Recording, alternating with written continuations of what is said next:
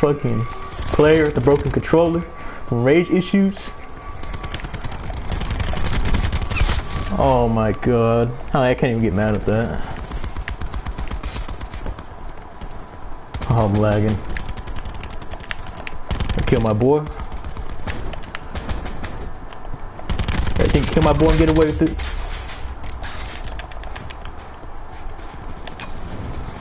Motherfuckers be throwing shit. Do I expect people to join in? Hell no. I expect this to get 13 views on a good day. Oh, motherfucker. Yeah, die, motherfucker, die. Yeah, come here. Oh my. It is what it is. I don't want to wake fucking people up in my house, you know? Yeah, I see this bitch. Oh, if I die. Oh, I was about to say if I fucking die. You know, my homie said practice makes perfect, so I ain't rage quitting if we fucking start bombing. Hey, there's a fucking viewer watching gang shit. Probably my cousin. Oh, kill that motherfucker. I ain't take no damage from that. Oh, yeah, motherfucker. Oh my god. Well, one viewer, I hope I entertain you. It's a bad idea to run out there. God. Motherfucker, who you think you are? Yeah, give me that 2 kills. Oh yeah, look at fucking shitting on. Beast. Oh, motherfucker. Well, one viewer, you must be bored and depressed like I am, so want to make things if I'm bored and depressed playing Call of Duty, me and my best friend fell out because his girlfriend loved me.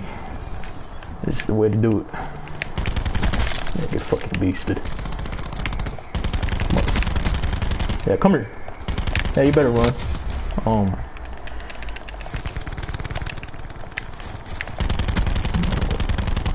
If I die to this noob, okay, good. Shit. Well, if I'm gonna die, I might as well throw one of these. Oh yeah, 3.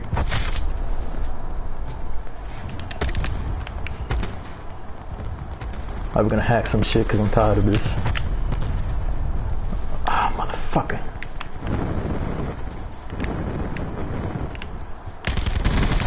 Yeah, get beasted. I'm down 1 bullet. Motherfucker torched me bad.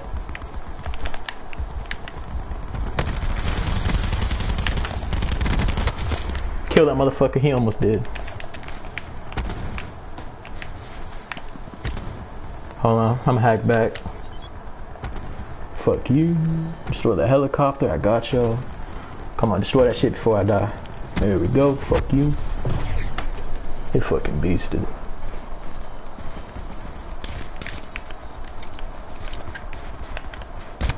Oh my god.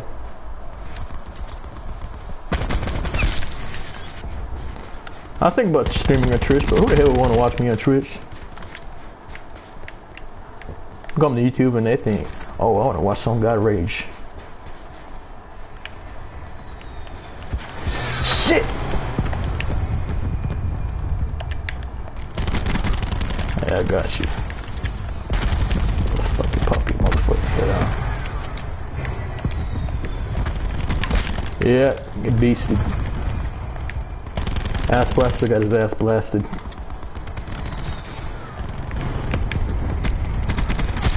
Hey, I used to kill him.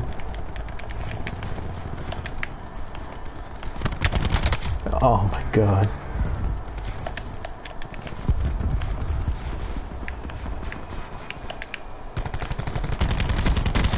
Get fucking beasted.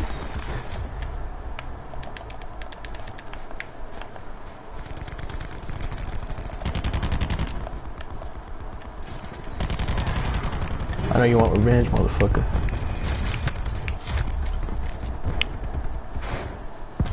Oh my god, one of those. Holy shit, that is bad lag.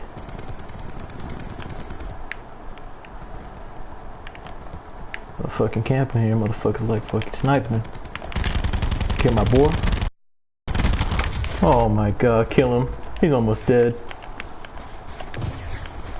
If you kill him, it'll make me so proud. Yeah, hippity hop, motherfucker. Hey, give me your gun. Kill your own damn gun. Yeah.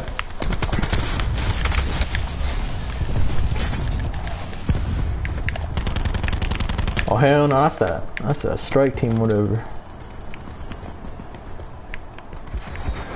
Shit.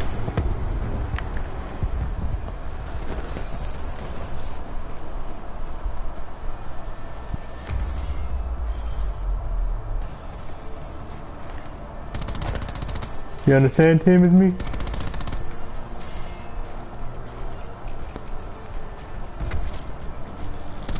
I'm an old school gamer.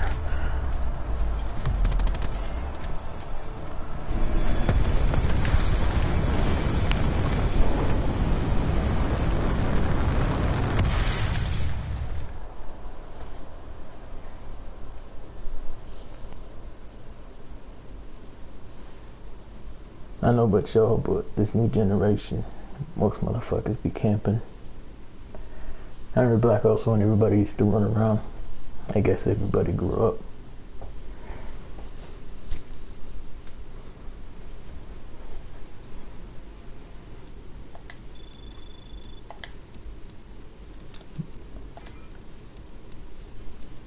Fuck it. MX9 is pure trash. The AUG, I'll try it out.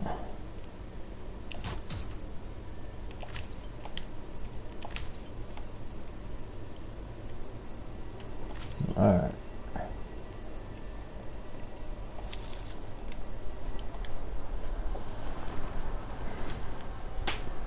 Bet.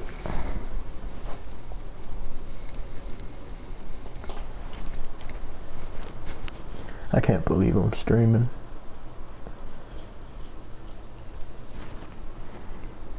You gotta admit my fucking avatar is beast. It's one sexy avatar.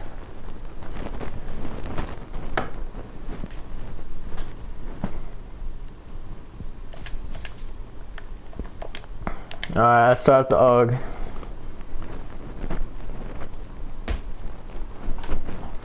You know, for him being on the enemy team, because I don't hear him, it's pretty goddamn chill.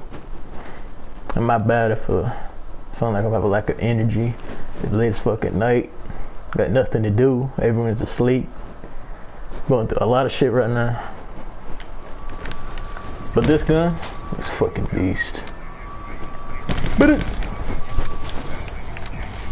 I shot this gun. He said it's beast. I believe him. He coming. Motherfucker. Oh god, I'm awful with this gun. That motherfuckers will come around again.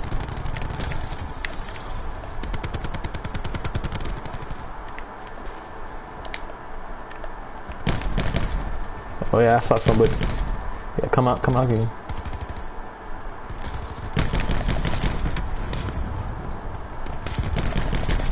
Oh shit. Only 20 rounds. I'm gonna run out of this thing quick.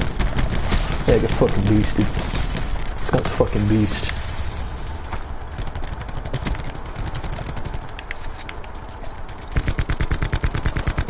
This ain't me. Hey, I'm gonna run around. I'm gonna kill my boy. Ah, shit.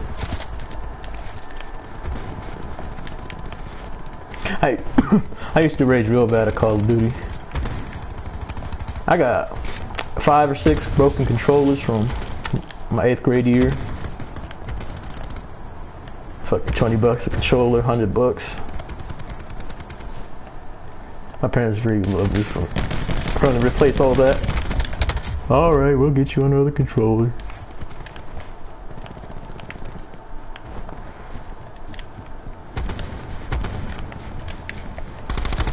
Yeah, cap his ass. Bring me this shit.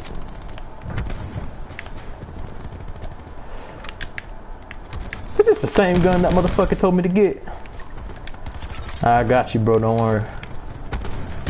Motherfucker right there. Oh, I got 2 the goddamn Augs.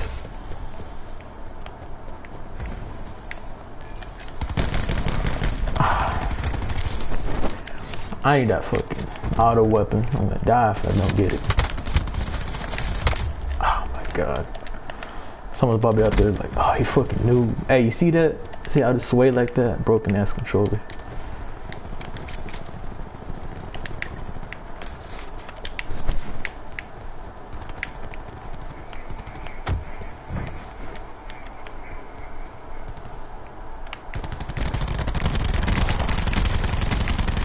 Yeah, get that motherfucker. Oh my god. There's someone in the front. Hey, little bitch, kill my boy. Yeah, kill that motherfucker. Oh my god. Teleporting. I seen you up in here. Motherfucker gonna be all sneaky and shit. Come out here. Gotta get fucking busted.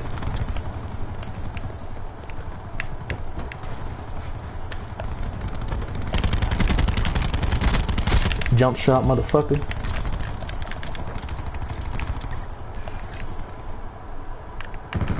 Yeah, I got this shit with you. Fuck all that being alone shit.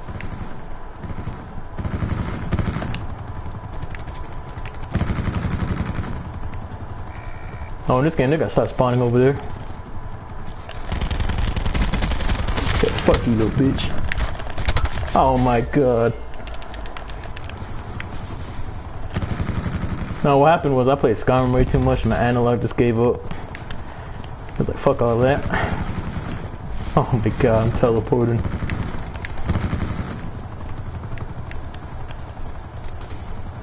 My question is, who the fuck is watching me at like 4 in the morning?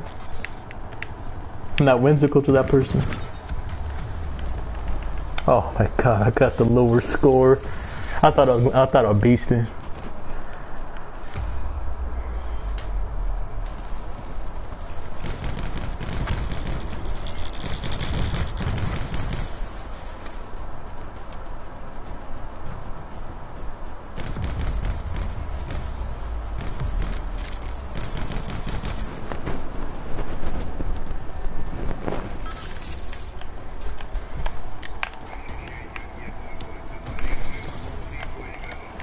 I've got a straight run this time, ain't no hesitation for me.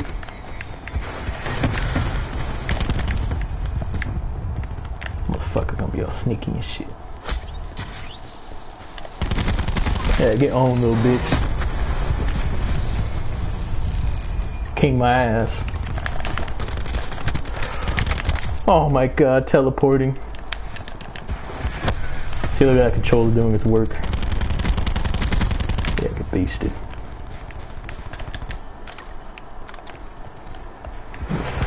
Oh, hell no, that motherfucker gonna kill me. Oh my god.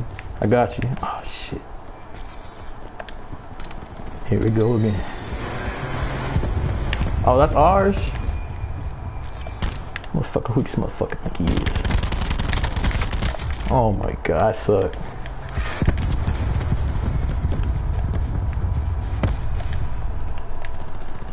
Where's people at?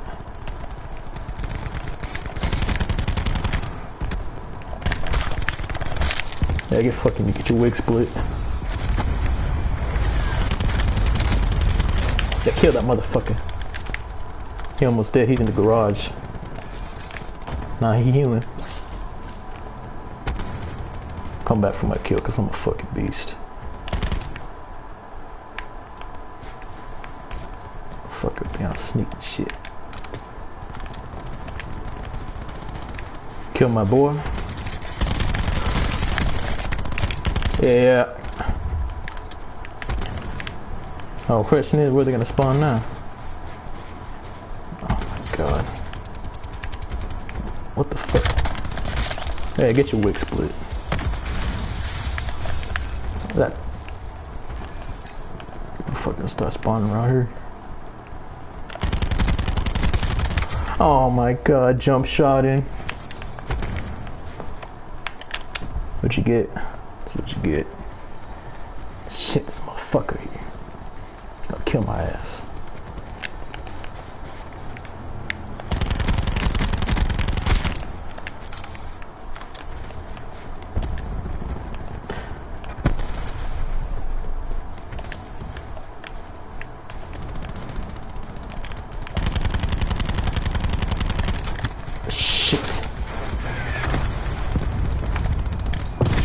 Oh my god, 4 enemies?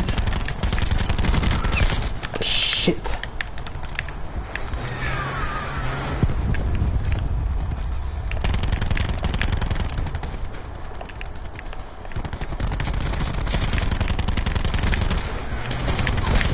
Get your wick split. Hey, my first kill streak all motherfucking game. Let's get it. Oh motherfucker, run by the end too. Oh, I gotta reload. Look at that shit, 16-9, beasted. God damn, that motherfucker went 49-4. Oh my god, this guy's shitting on me.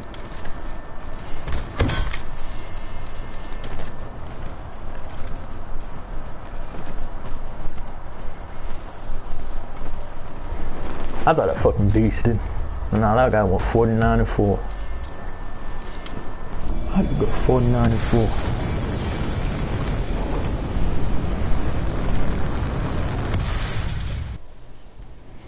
He texted me.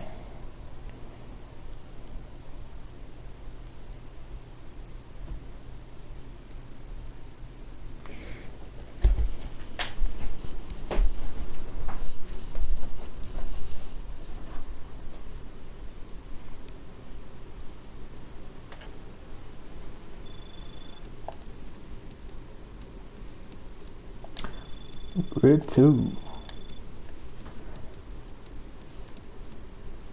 I'm pretty sure people don't want to see fucking Nuketown over and over again. I got y'all. What the hell does grip do too?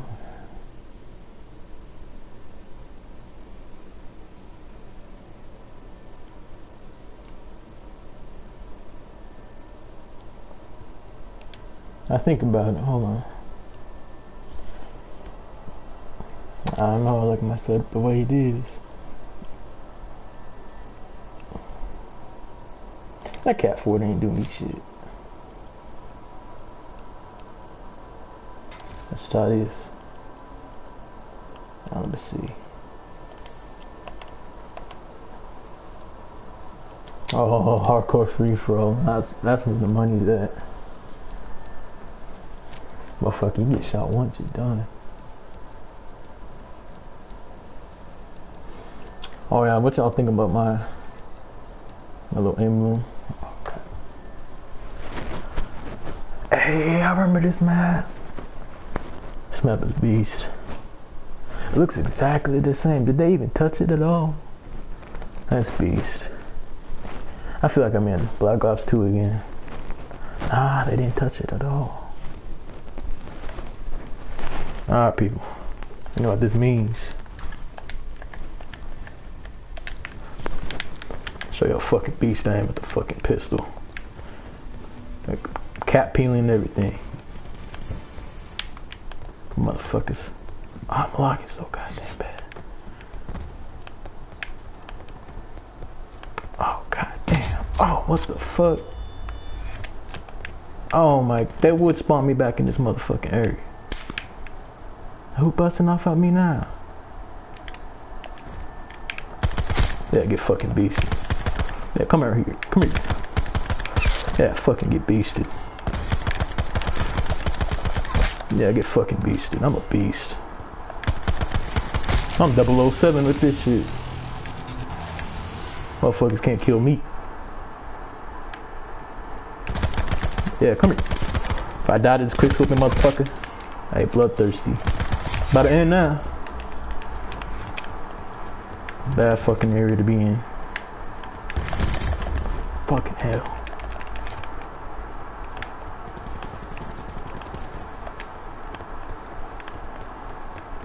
I am streaming at 60 FPS, so I see why I'm fucking lagging. Motherfucker's gonna stop capping off. Somebody in here. When I start lacking, start checking my surroundings, I'm gonna get clapped up.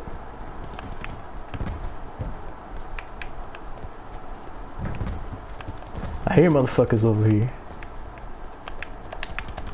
Shit. Motherfucker, get that motherfucker a free motherfucking kill. Get your ass back here. I heard motherfuckers coming for me, shit.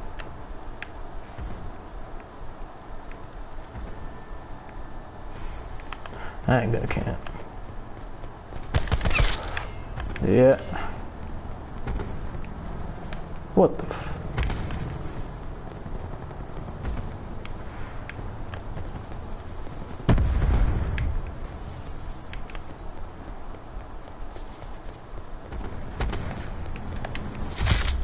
What killed me?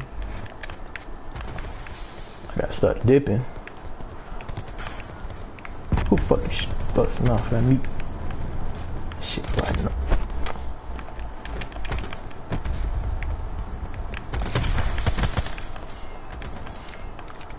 Joseph got his wig split. I got my wig split. It's a bad area to be in. Oh my god.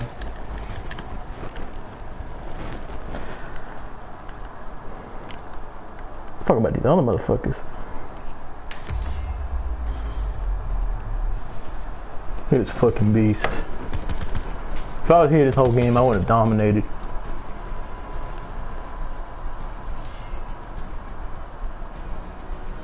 They got a straight glitch on me like that on my screen.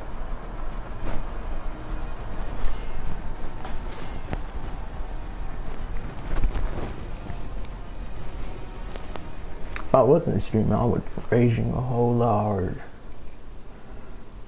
Part of me thinks my analog isn't because of Skyrim. I think it's because I broke the goddamn thing busting at it.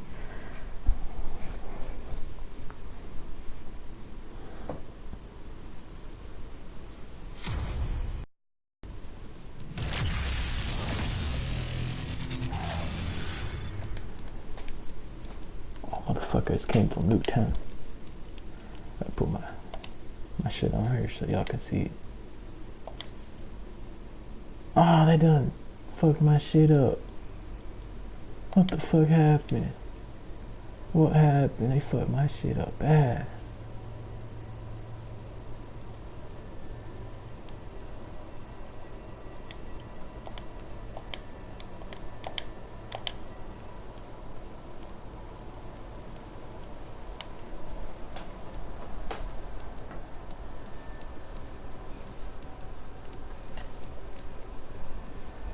God damn, it's 2019. People still blasting that music onto the mic.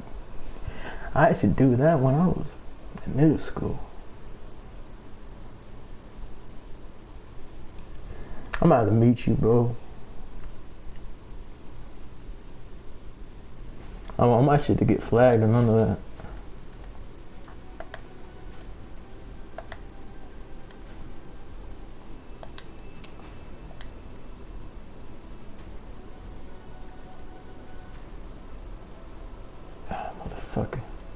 Motherfucker so hard, goddamn. So what my pistol used to say was murder, kill, no hesitation.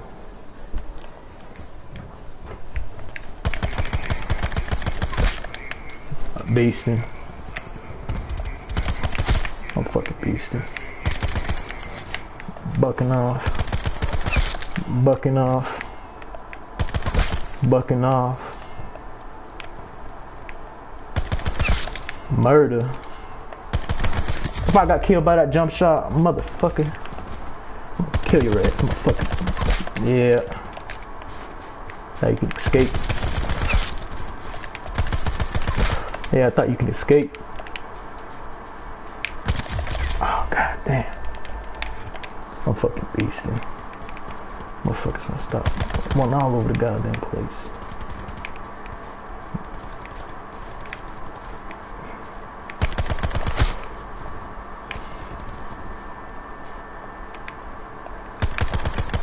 Damn, my shit ass accuracy, motherfucker. Motherfucker.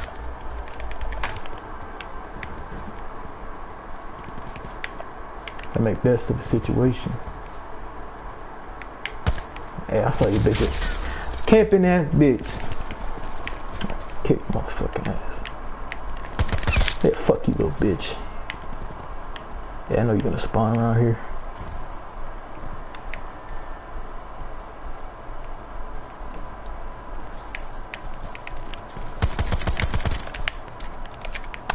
Damn, that motherfucking know I was here.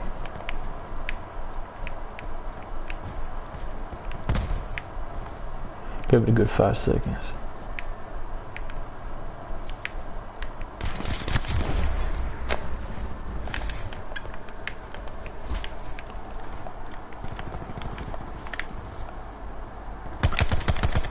Shit.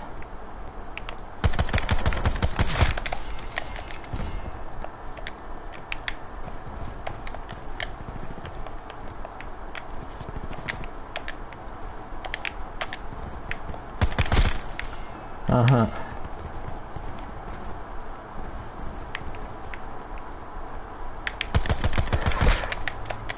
Murder.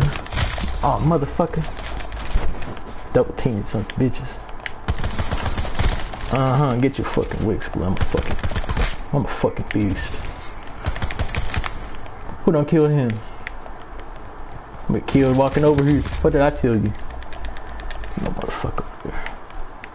This motherfucker's coming over here.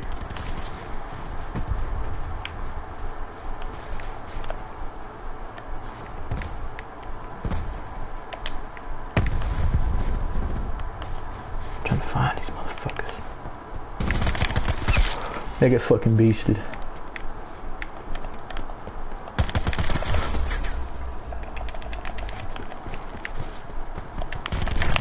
Oh my god, did I get killed by the same motherfucker again?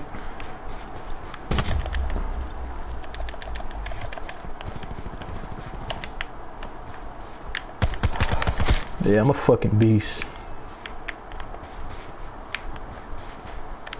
Motherfucker, I'll spawn over here.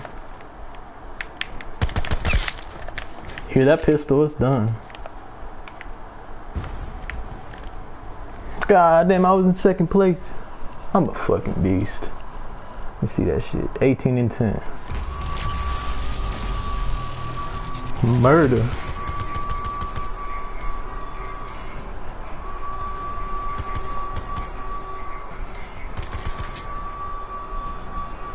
I need a gun like this in real life. Put straight beasting.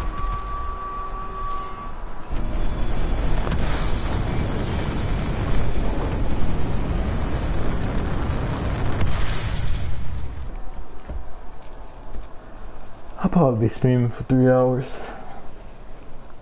But the fact that I had one viewer that's beast. Might have been a family member. Or that friend I fell out with, sadly. Or my cousin. Same thing, family member, cousin, same thing. I don't know, but that was beast.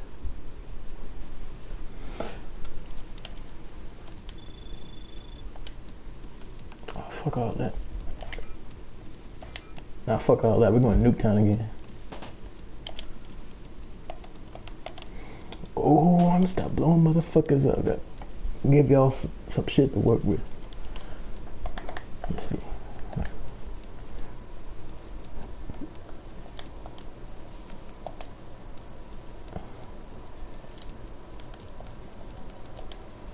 Knowing that shit. Nobody wanna hear that music. It's good, but ain't nobody wanna hear that shit. Oh, we got a YouTuber up here. Level 130. Can't imagine being that level. I got a beautiful girlfriend.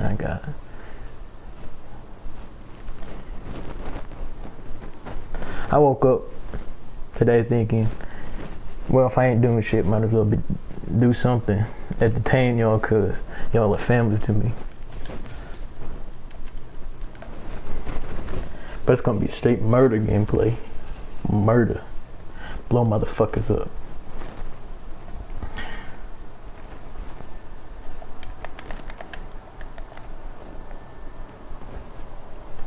Fucking beast. Ain't nobody gonna survive this shit. I used to do this in World War II too. I might stream that shit after this. I'm a fucking legend.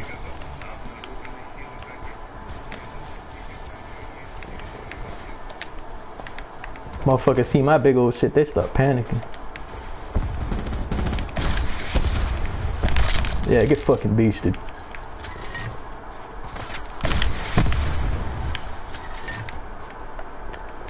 Start coming out the corners and shit. Yeah, I took you with me. Ain't no escaping.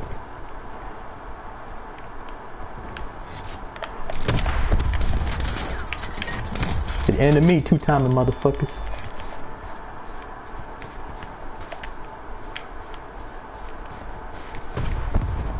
Although he bucking off with the RPG too.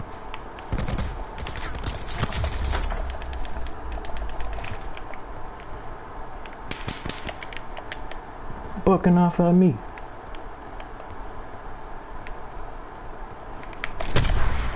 Ah, shit. Yeah, I took you with me. Fuck you mean. Yeah.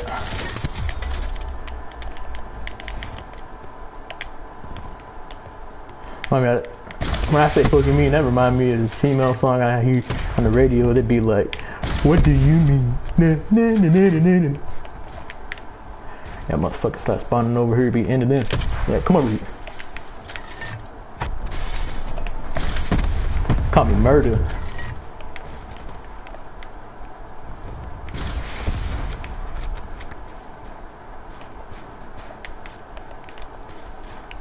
I'll fucking kill my ass.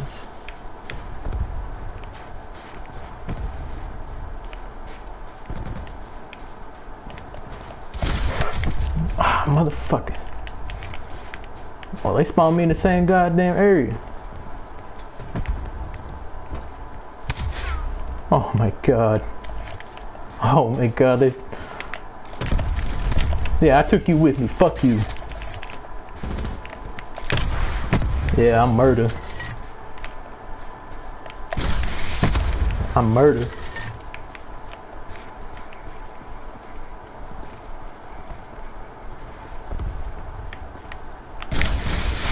Oh, motherfucker. Kill my... Get revenge on you bitch ass. You bitch ass, interfering little mohawk bitch. Oh my god.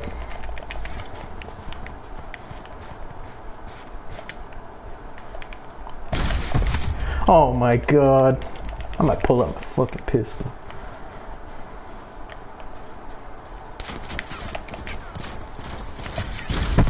Yeah, fuck you little bitch.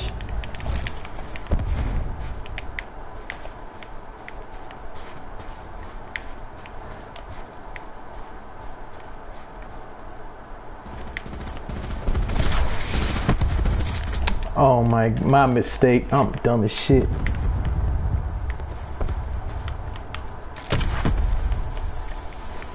I'm third place and I did shitty.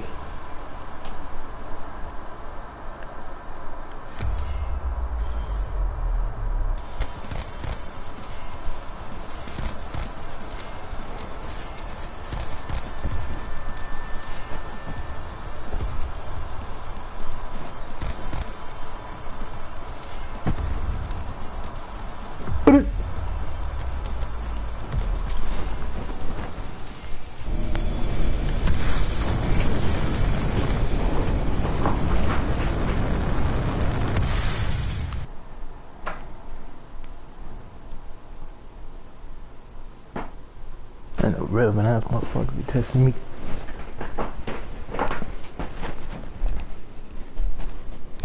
My bad if y'all hear like the microphone moving and shit. I be getting up and walking. Got my earbuds in. That's my microphone.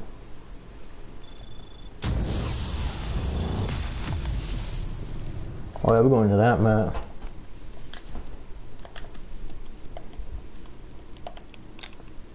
I'm gonna keep that shit for this.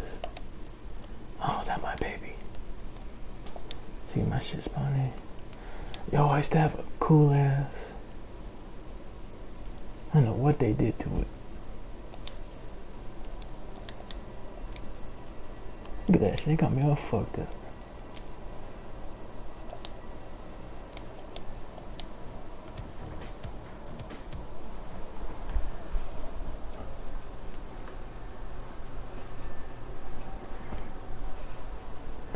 I don't know if I regret this or not, cause think about it, it's 35 minutes. I'm not gonna get back fucking anything for y'all. Even if at the end of the day this only gets one view, but fuck it. This is my baby. Me and her go way back. This is my first hardcore setup. Ain't no gonna stand no chance. Murder. And you get the caps peeled. Look at that big old banana clip.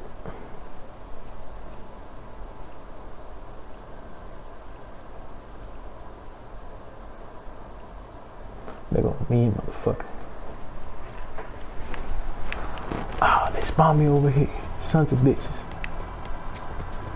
I get shot in the back, I'm gonna get pissed.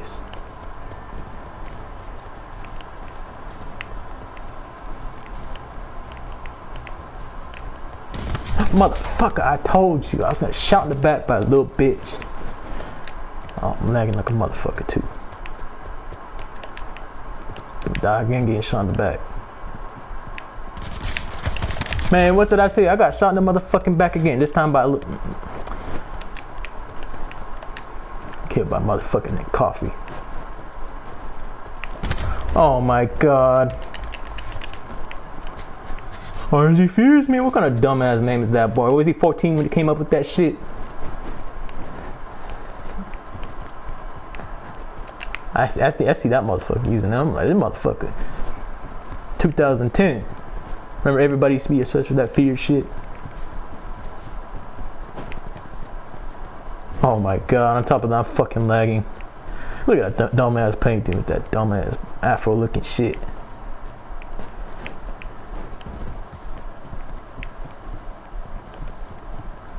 Ugly ass pug tasteless and Ross looking paintings.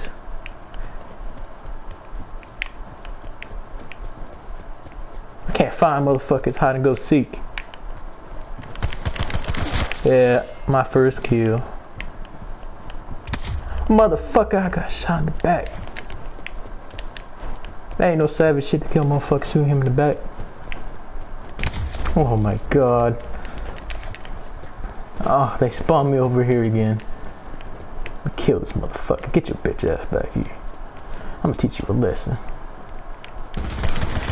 Oh my god. RNG.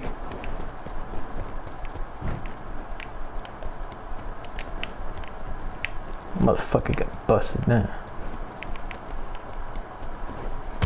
I get fucking beasted.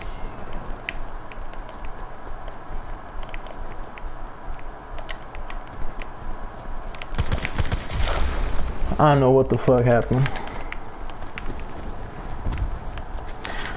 King K. I used to have an ex called KK.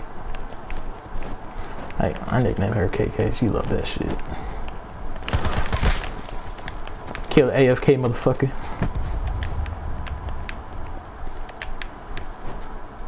One dad to another.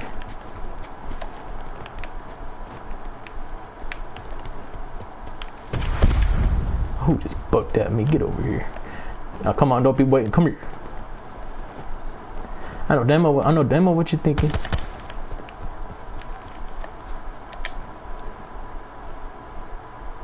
That motherfucker up and gone.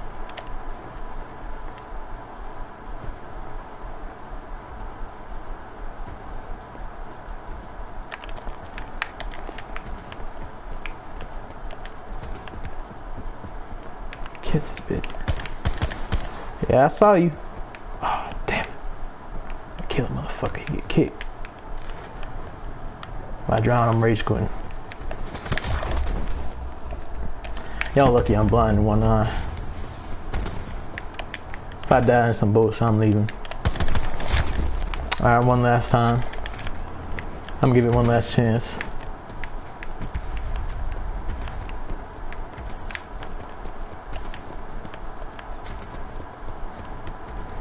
I fucking hate this map. I really fucking do. I have no goddamn pleasant memories with this fucking map. Trash design.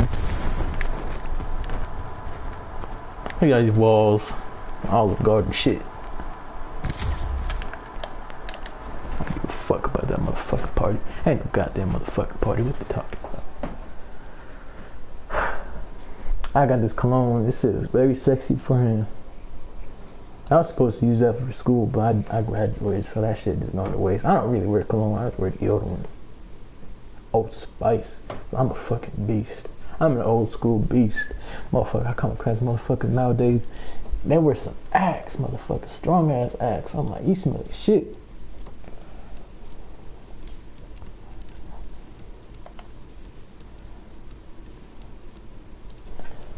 What the fuck do I want to play for y'all? Hardcore Search and Destroy. Fuck all that. What the fuck am I on about? There we go.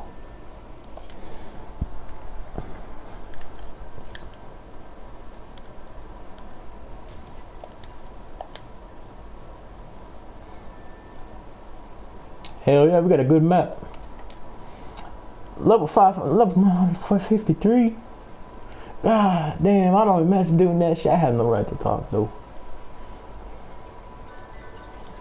I still play Fallout New Vegas to this day. I am old as shit.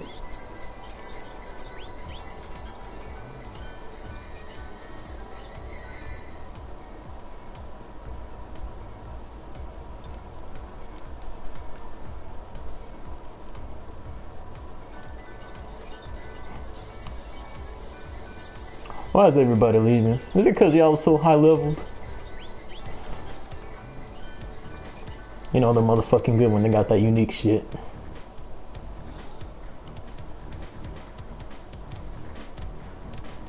We ain't gonna get this time back. I'm only 19 once. I'll remember. I remember when I was 19.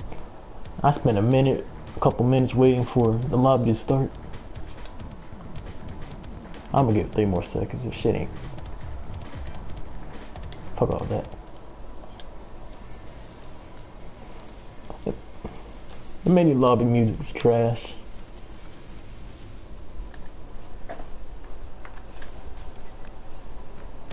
Motherfucker, I done came back.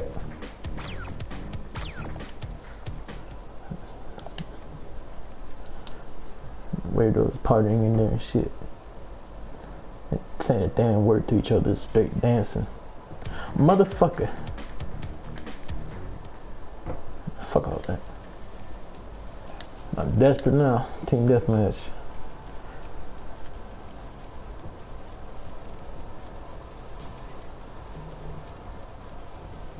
Oh god, let's go to Summit.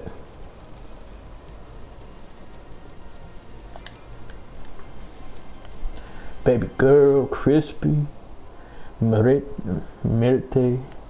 killer, King of Cali. Look at that motherfucker, he got a doo-doo. Look at that shit. Oh, that ain't no doo-doo. Look at my motherfucking emblem, straight beast. Straight beast. That describes me. Beast. 6'9"?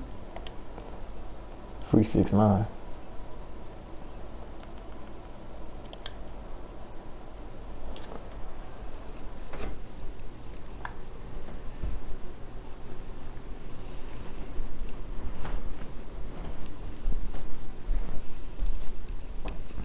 For y'all I know I got some long ass hair. Sometimes I debate, should I straight shave my head? But it's like, nah, that's my character on Instagram, my long ass hair. I'm being on murder shit. Fuck all that, we gonna straight blow motherfuckers up.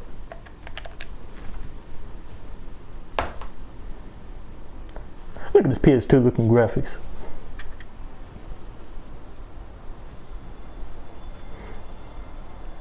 We got Megatron. We got Mall Cop looking motherfucker. Samurai course.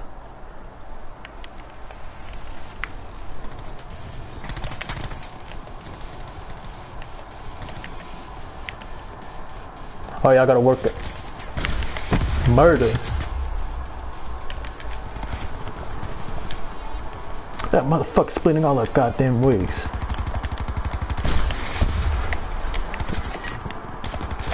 I'm about to sneak this.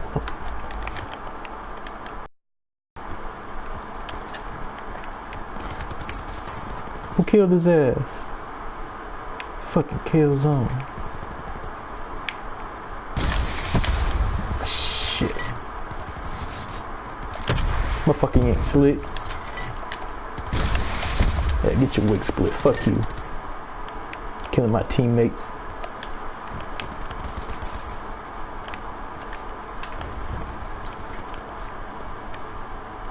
Motherfucker gonna get killed. Fuck all that, I ain't going in there. Fucking hell. Hey, motherfucker coming to the left. Heads up, everybody spawning. Yeah, fuck you, I'm taking you with me. Yeah, get your wig split, Mirte.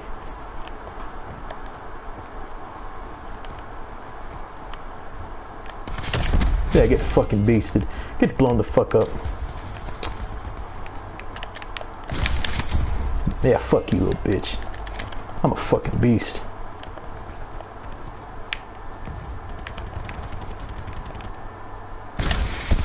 Motherfucker.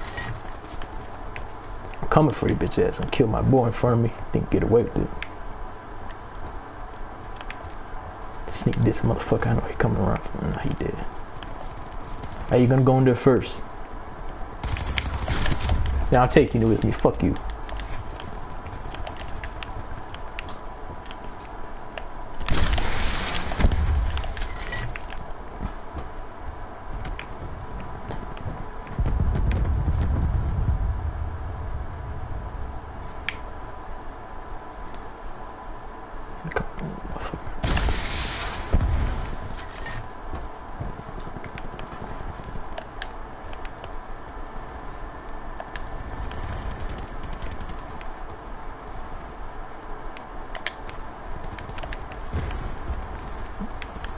Me all lagging and shit.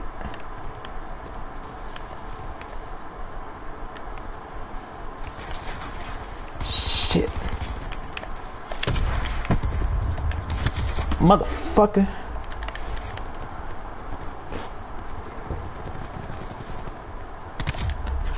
Man, who killed me? Can't Cali, where you at, little bitch? Man, I'm king of the north side. Bring that bitch ass here. What the fuck? Fucking he can kill me. Perpetrate. Get away with it. Fuck it.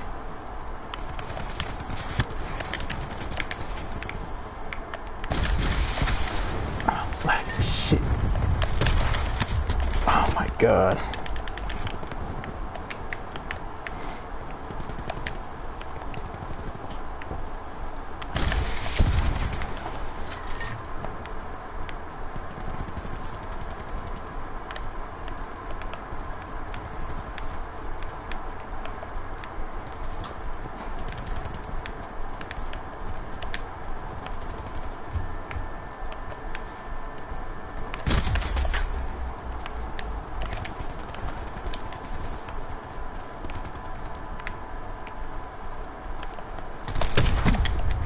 Yeah, so you get, little bitch.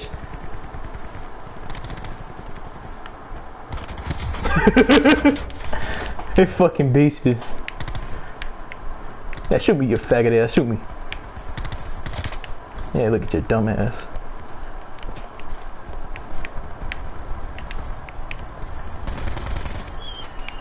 I straight gonna kill this.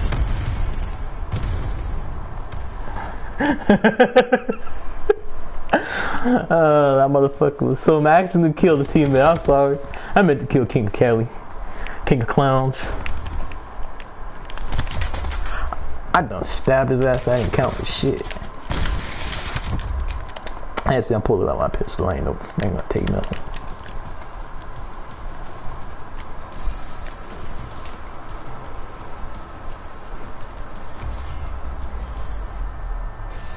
This motherfucker has to be a streamer right here.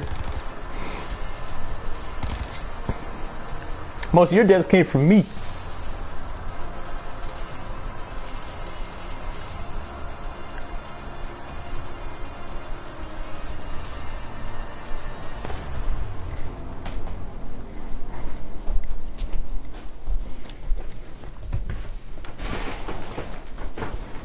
Check my phone. 4 in the morning.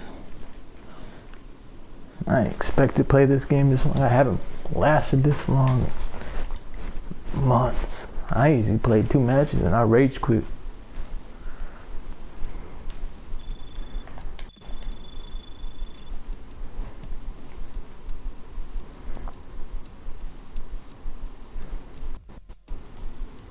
I don't know if that's a doo-doo ass map. I don't think I've been there before. Everybody leaving, so I assume it's a shit ass map. That's some variety to it. Get that kill confirmed.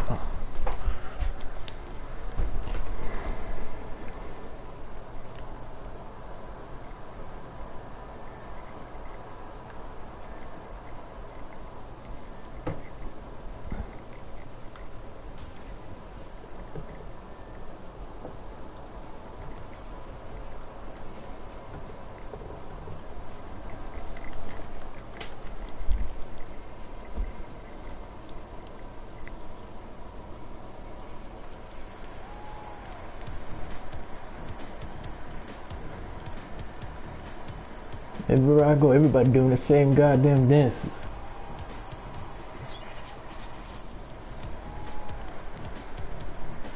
Let me turn this doo-doo ass music on.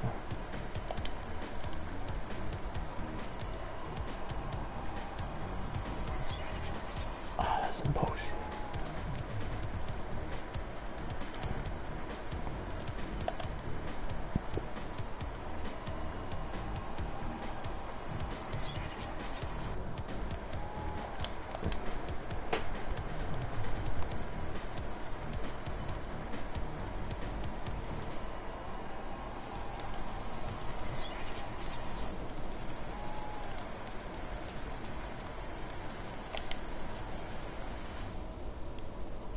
Let's try this one last time.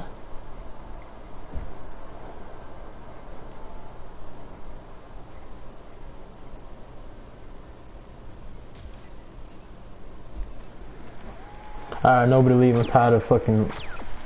Alright.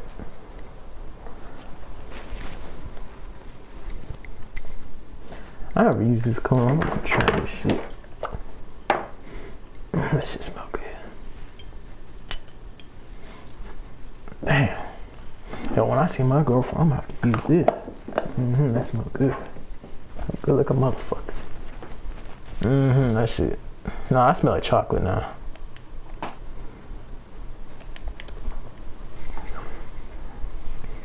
Now we got Megatron, dude with Mohawk.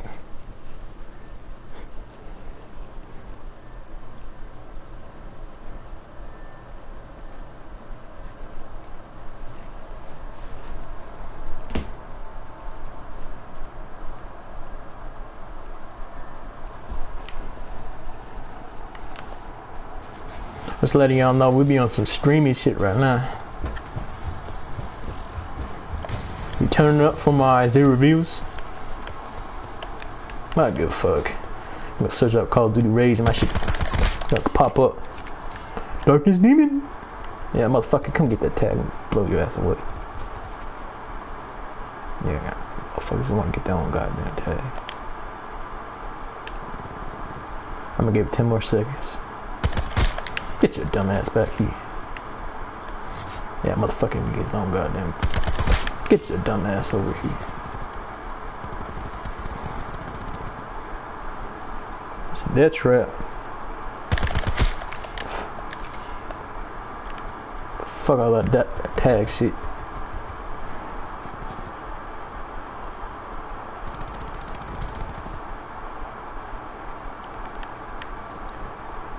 Plumb like a motherfucker.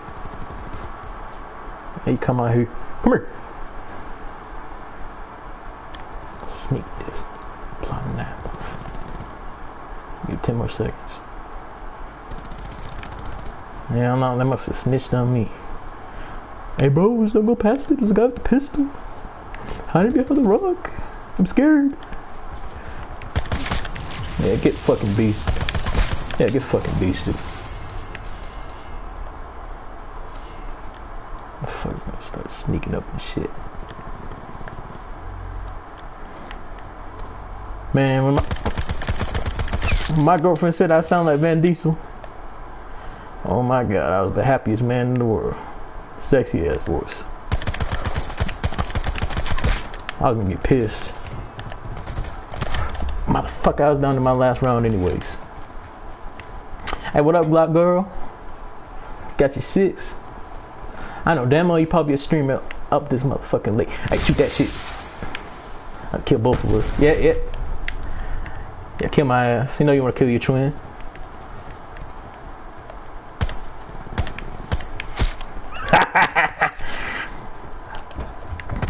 I'm the motherfucker with the Glock.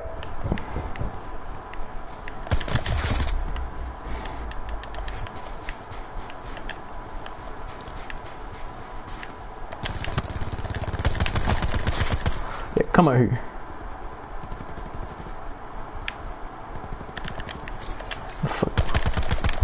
My shitty ass accuracy got us killed. Now look at that motherfucker. Get them tags. Murder my homie. Yeah, fuck all that. The South gon' hold it down. The South gon' hold it down. Hey, who just Pacific note? Hey, chopper screw. Hell yeah.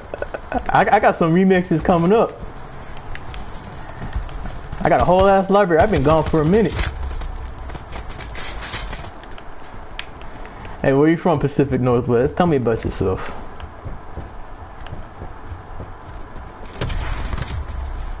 Damn, she wanted some revenge. I capitalized her. I bet you all surprised I sound like this, huh?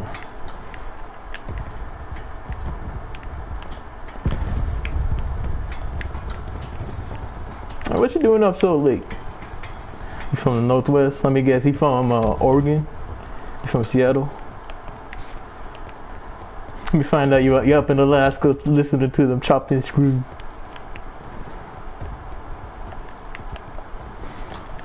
I hope I never released some whack tracks. I really tried putting all my best into it, so I listen to my own remixes to keep it real with you. Get your wig split.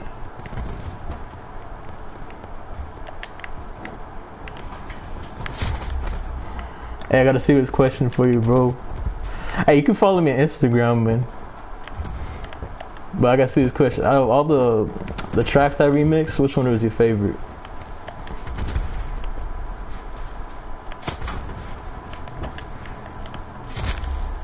Damn, look at that shit. Killed 6 of us at once.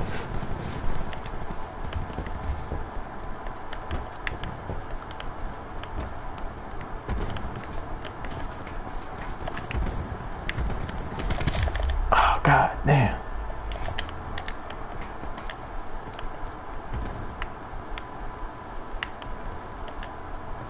But hey, it's gonna be my last game, bro. Oh, look at that shit. I do so goddamn good, and then the motherfuckers come out with them kill streaks. Animosity, oh! It's also me walking at 2 in the morning with some earbuds, and it's awesome, right? I used to do the same thing. I was 16 years old, and what happened was I would be out at 5 or 6 in the morning, and I was just picturing to myself, hey, in my head, like I'd be remixing what it sound like in my head.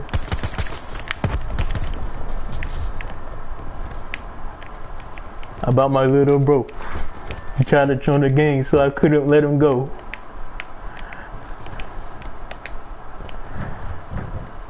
You're one of the very few people in this world that understand me. To understand and know that music,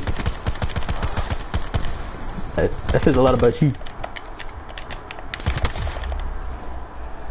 I got love for like-minded people like me and you. So how'd you discover Memphis music?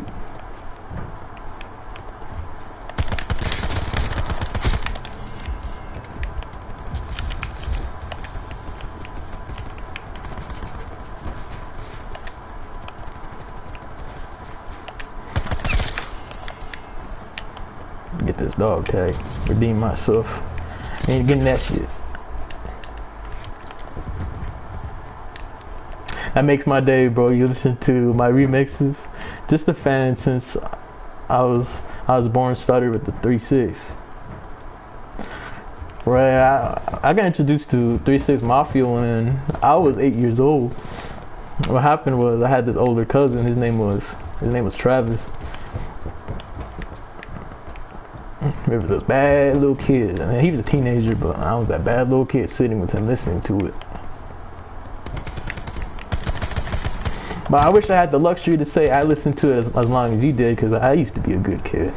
I mean, I'm a good civilian nowadays.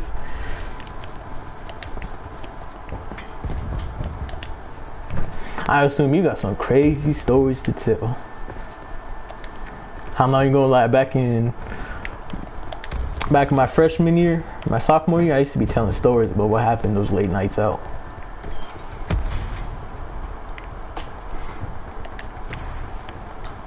Cause I'm pretty sure, especially since you're in the Northwest, it's all peaceful until you go outside at night.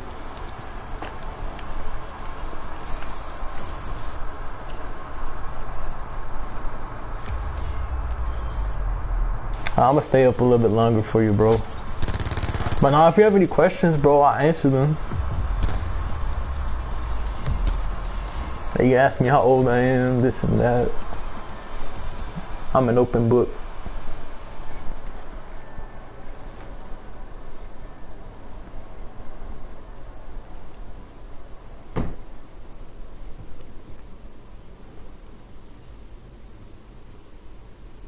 That's beast. Later, I might screenshot this and post on my Instagram. I'd be like, hey, you know, I met somebody that listens to my remixes. My Instagram, I got 17,500 followers at the moment.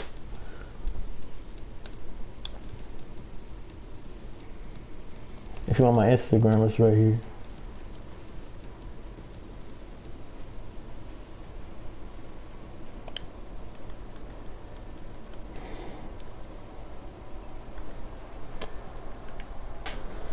But hey, if you have a PS4, you send me a friend request. We play together sometime.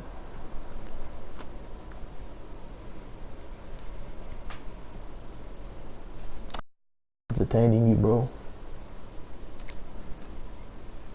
What is it, like 3 o'clock where you're at?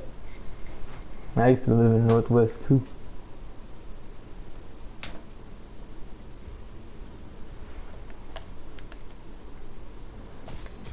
2-3 hours behind me.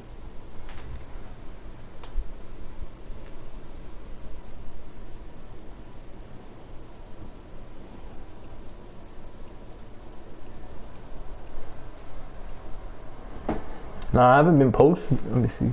Just chilling, listening to Tom Ski Mask. And all them tweakers. Hell yeah. Walking around and stealing shit. Hell yeah, I hear about that shit all the goddamn time. I bet they're skinny as hell. You look at them and you see the look in their eyes, you're like, god damn.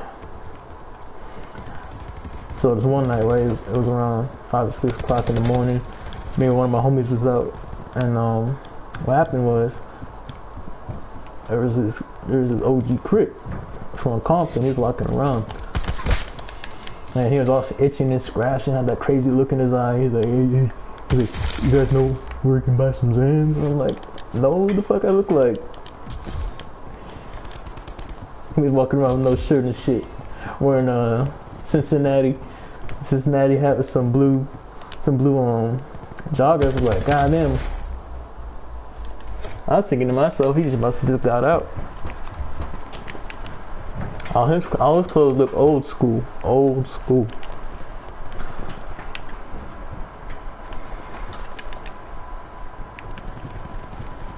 But listening to Chopped and Screwed late at night, this is definitely relaxing. Makes you feel like everything that's going around you is normal. So I'm gonna let you know right now, bro. I don't know if you ever left the hood or whatever the case is, but once you leave it, bro, gonna be all weird and I have to worry about that.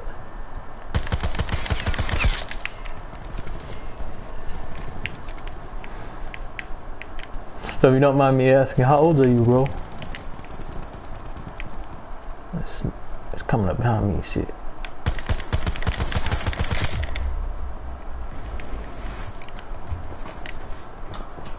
Right, I'm 19 too.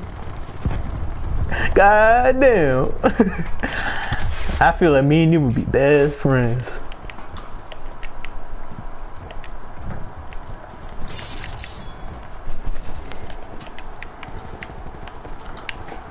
So how long you been walking around at night, all that? Since you were 16, you still doing it? Or nah, it's been a minute.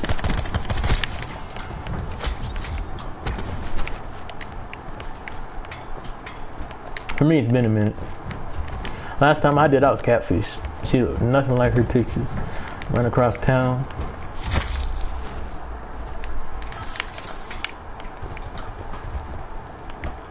Right.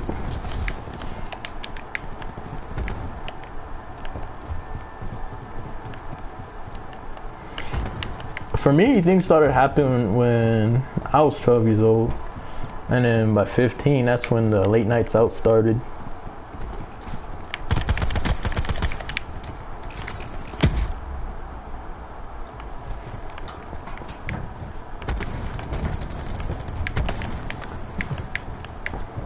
Ah, damn, I'm doing terrible.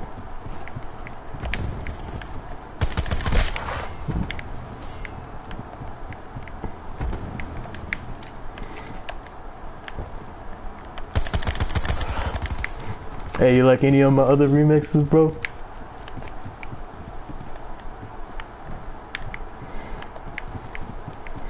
But you're all wondering, you're like, damn, where'd he go? Motherfucker.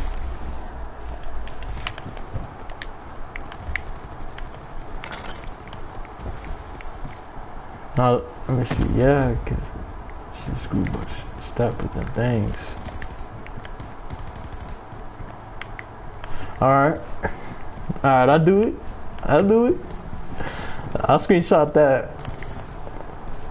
I definitely do it. I was also thinking of remixing 3-6 Mafia. Who got them nines?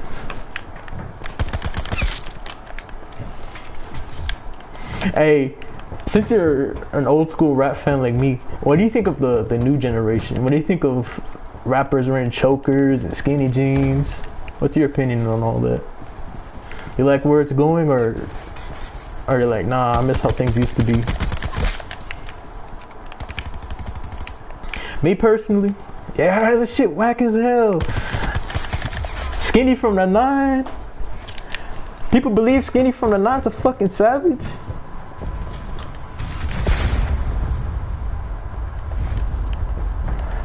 Oh my god.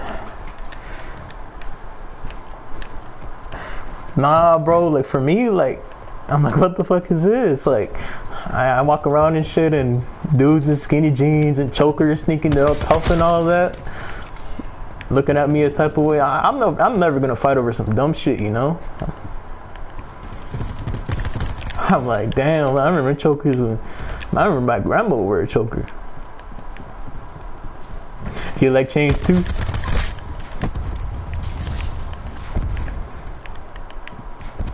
Me personally, I wear a big ass Cuban link. I used to have this one choker until I sent it to my girlfriend.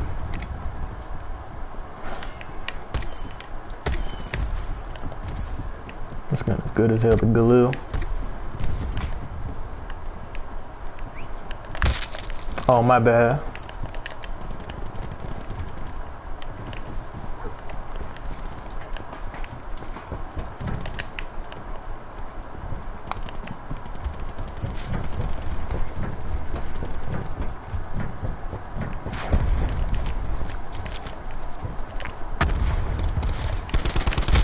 Motherfucker. Well, what happened was I went to a second chance high school. A lot of things happened in my life. For a white person, you wear chains.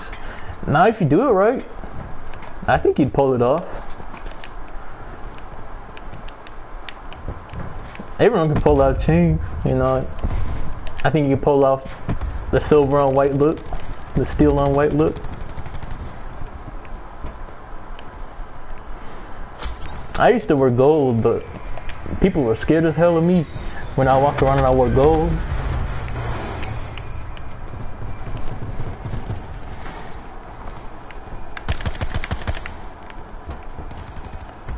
Motherfucker coming around the corner. Oh, I about to buck off at him. But if you're wondering what I am, I'm a Hispanic, bro.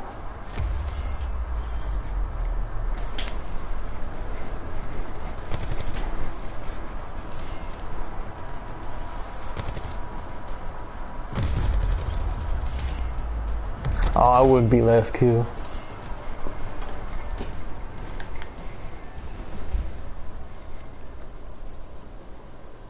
Favorite track? That's a tough one. I'm gonna have to think for a second.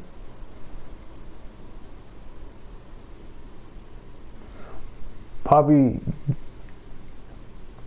Ghetto Child by Royal Family. What's crazy is Tommy Wright the Third, Tom Ski Mask, they follow me on Instagram. Deadass. They've been following me on Instagram since I started it, since around then. I hashtagged them and I added them. I was like, hey, you know, your music's a big part of my life. And they followed me and they haven't unfollowed me since. Right. They're chill as fuck. I talked to Ski Mask a little bit. He's chill. Tommy Wright, what happened with him was, we didn't talk much, but I can tell possibly he might have an unspoken respect for me because he never unfollowed me.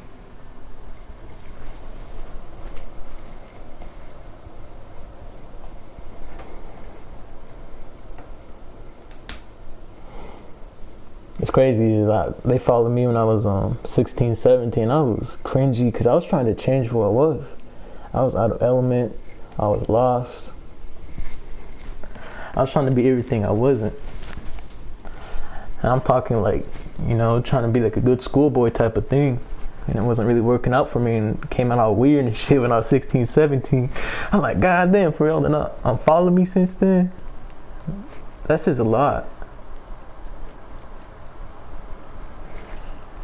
Lil Zay Osama, if you know him, he used to follow me too, and Lil Mister. But eventually unfollowed me because they unfollowed everyone that they don't know. I was like, damn, so that's how you feel? And Lil Zay, he took some of my ideas too. So what happened was, so check it out. So I got these girls I call my daughters and shit, right? I see them as such. And I have more than 9 of them to say the least. So I remember seeing Lil Zay rap. He was rapping. He was like, "I loved you like you was my kids," some shit like that. Like you was my kids. I'm like, I know damn well he seen that shit from my Instagram. And he'll follow me eventually when he all blew up and shit.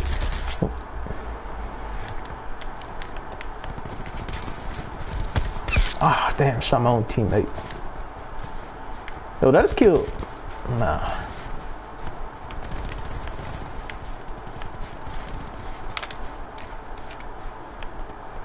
I also talked to, what was her name?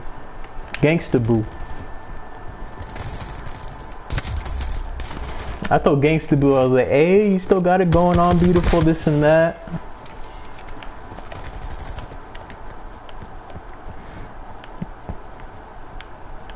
And hold on, I'm trying to remember what she said because there's a lot of people that come in and out of my life. But what Gangsta Boo said was, she's like, "Oh, thank you, this and that." And she replied with the kissing emojis. It was just on some YouTube shit. I doubt she even notices me on Instagram.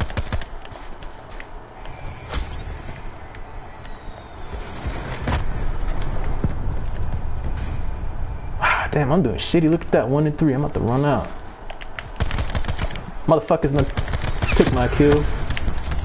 Ah, damn. So I have a question. Am I everything you expected me to be? Like, what were you expecting? You don't mind me asking? Oh, damn.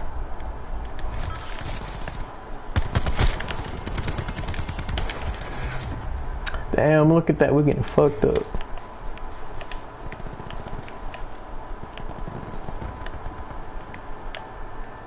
So, did you ever graduate high school?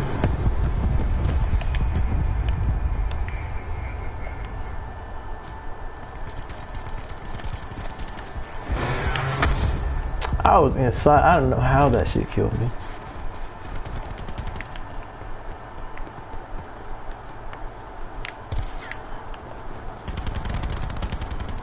Hell no, you did it. God damn, you holding it down then.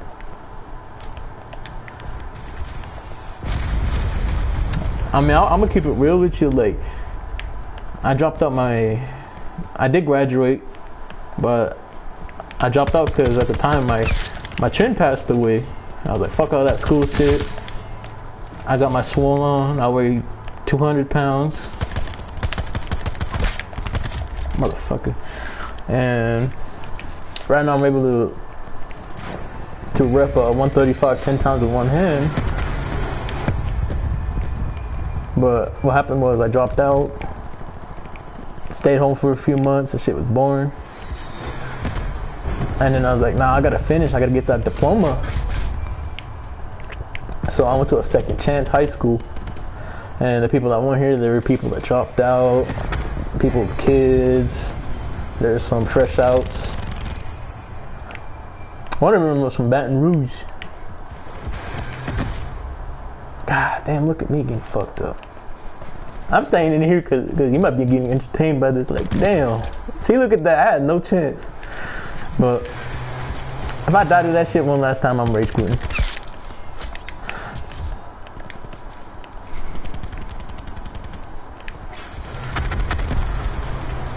So by the time I went back to high school, what happened was I needed 13 credits to graduate, probably even 14 and a half, one of them. And I had to do this all by my senior year. If you don't know, that's 2-3 years worth of work. I'm talking about algebra, math, everything. And I was able to finish all that in less than half a school year. And if I can do it, I went to school all gone and shit, if you know what I mean. I was a bad egg. I never took school seriously. I was in middle school and I never did my homework. If I'm able to do it, bro, I'm pretty sure you can too.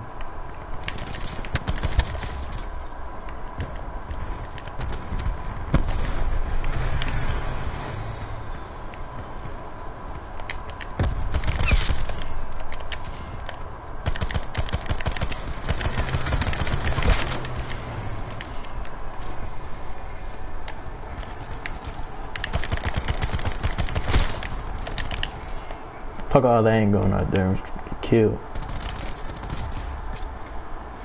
I think I get one credit in high school, was doing good until middle school. Right. Everything fell off when I got in middle school. I used to be nice. And the motherfuckers started taking advantage of that shit. I mean, if somebody needed something, I was like, hey, I got you. And by the time I was in middle school, where I was living, you had to be tough. If you let someone do something to you, they're gonna keep on doing it. And what happened was, I got kicked out of my 6th grade middle school, and I was facing 30 years. 30 years. And the most fucked up part about it is, I'm not even gonna say because it's private. No, if you ever hit me up on Instagram, I'll tell you the whole story. But I believe you. I know you're smart. The hood breeds some smart ass motherfuckers. We put our mind to something, we do it, we get it. But I used to be a good kid. Motherfuckers stopped being all disrespectful. 7th grade year, tried to be all normal. I was all scared because, you know, I was like, fuck, I don't want to go back, whoop de woo. I tried to start a new life. It didn't work out for me. I did sports, football. I did cross country. I was doing everything I can do to change, but it never left me. So 8th grade comes, and I relapse into who I was. That 6th grade me, but a little bit more mature. And things happened again, and this time I'm facing 20 years.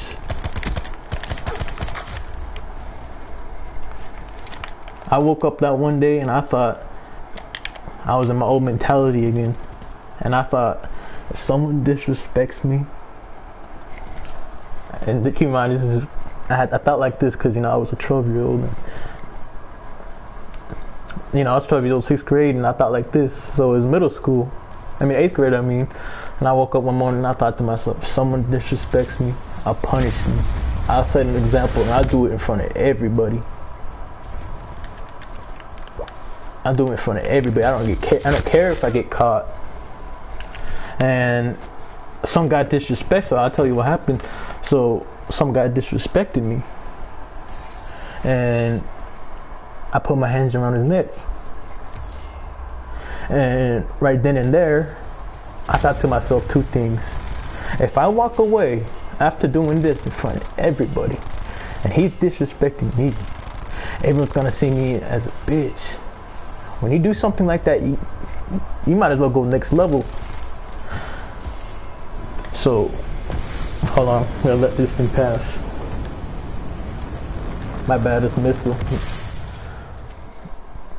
So what happened was, I was just walking around. So, oddly enough, the middle school I went to, my 8th grade, there was recess.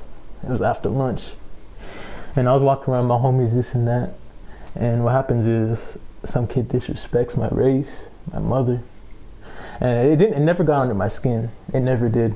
I was not angry to begin with, and I felt like just having to set an example, because my old mentality was back.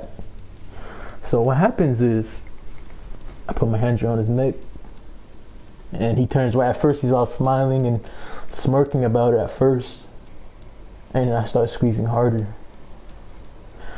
I'm gonna leave this lobby. I'll tell you the story. And what happens next is, he starts turning white.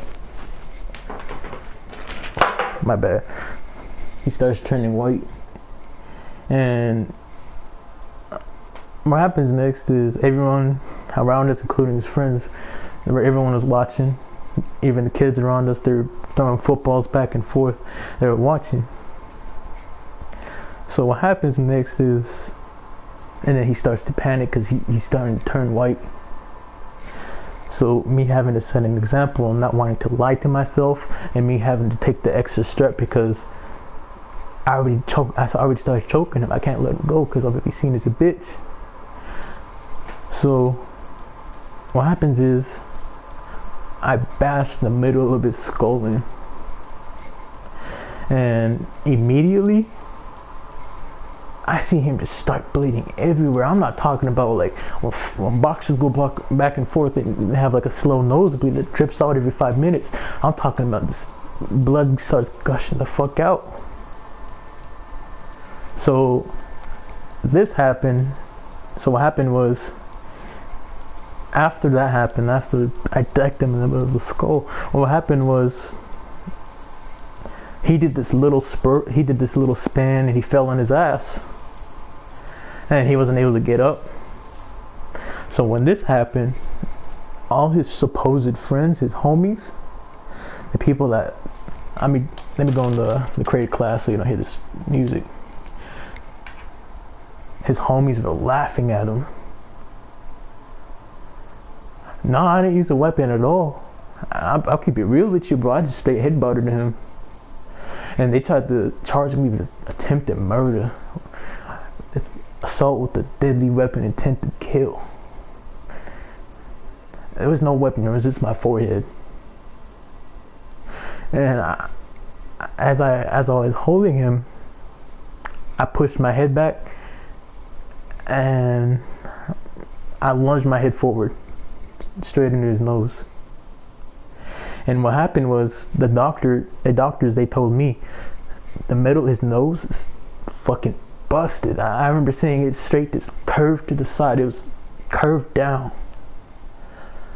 And the doctors told the court, if it was just like less than a centimeter harder, it would have killed him. I wouldn't be here right now if that was the case. I would have never dropped the... I believe in God because after everything that's happened in my life, I'm still here. I'm breathing. I'm free. My record was swiped. But what happened was when he fell on the ground, he gets right back up and he tries walking it off, walking away like nothing happened, and his nose is bleeding, and I had to, someone took off their shirt and is holding in his nose. And my homie, he took his coat off and he was covering his nose with it. And as everyone was laughing at him, there's this one kid. He sees this and he immediately runs to the principal of my 8th grade middle school. And right then and there, as I was walking around with everyone was trying to act all normal, I knew it was done. I was walking near the front of the middle school, and I thought two things, because I seen the principal. He walked out with that kid that snitched on me. The principal was doing this little hand gesture, like, come here. So I had two thoughts. Rather, I fucking run, because I don't know if this kid's gonna fucking die, and risk even more time, look bad, or I go to him. I go to the principal and turn myself in. So what do you think I did? I froze, and this was the longest minute of my life. So what happens is I decide, fuck it, I'm gonna walk up to him. No point in running. I will get caught. So I was like, make it a little easier.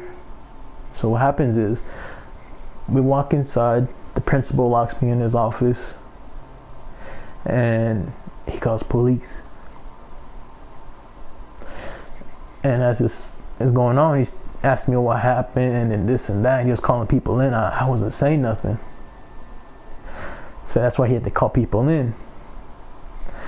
So what happened was eventually he lets me out the office as I'm in the office. Because remember, things happened 2 years before. I could have been extradited and I could have been serving a 60-year sentence if everything was piled up together. My first and this. So as he lets me walk out the office, I sit down on this chair, and lo and behold, in all irony, I see the kid who I just decked in the face sitting right next to me. And what happens is he had to go to the nurse had to come to him real quick. He couldn't even walk. And I seen him, his eyes were fucking bulged the fuck out, bruised, straight black, and he was holding down his nose with the little towel that the nurse gave him. And as we're sitting next to each other, he apologizes. I'm gonna keep it real with you. I accepted it. I'm like, hey, I overreacted. And he's like, yeah, I did too. But here's the thing that got me fucked up. His parents couldn't pick him up from school because they had to take him to the ER. And what happened was, check it out. So what happened was, his parents couldn't come, so his sister came to pick him up from the school. His older sister that had a job. Everyone had a job, but he was just a kid, so he didn't have one. He was at school, But his older sister comes to pick him up. She sounded hella pissed. And what happens is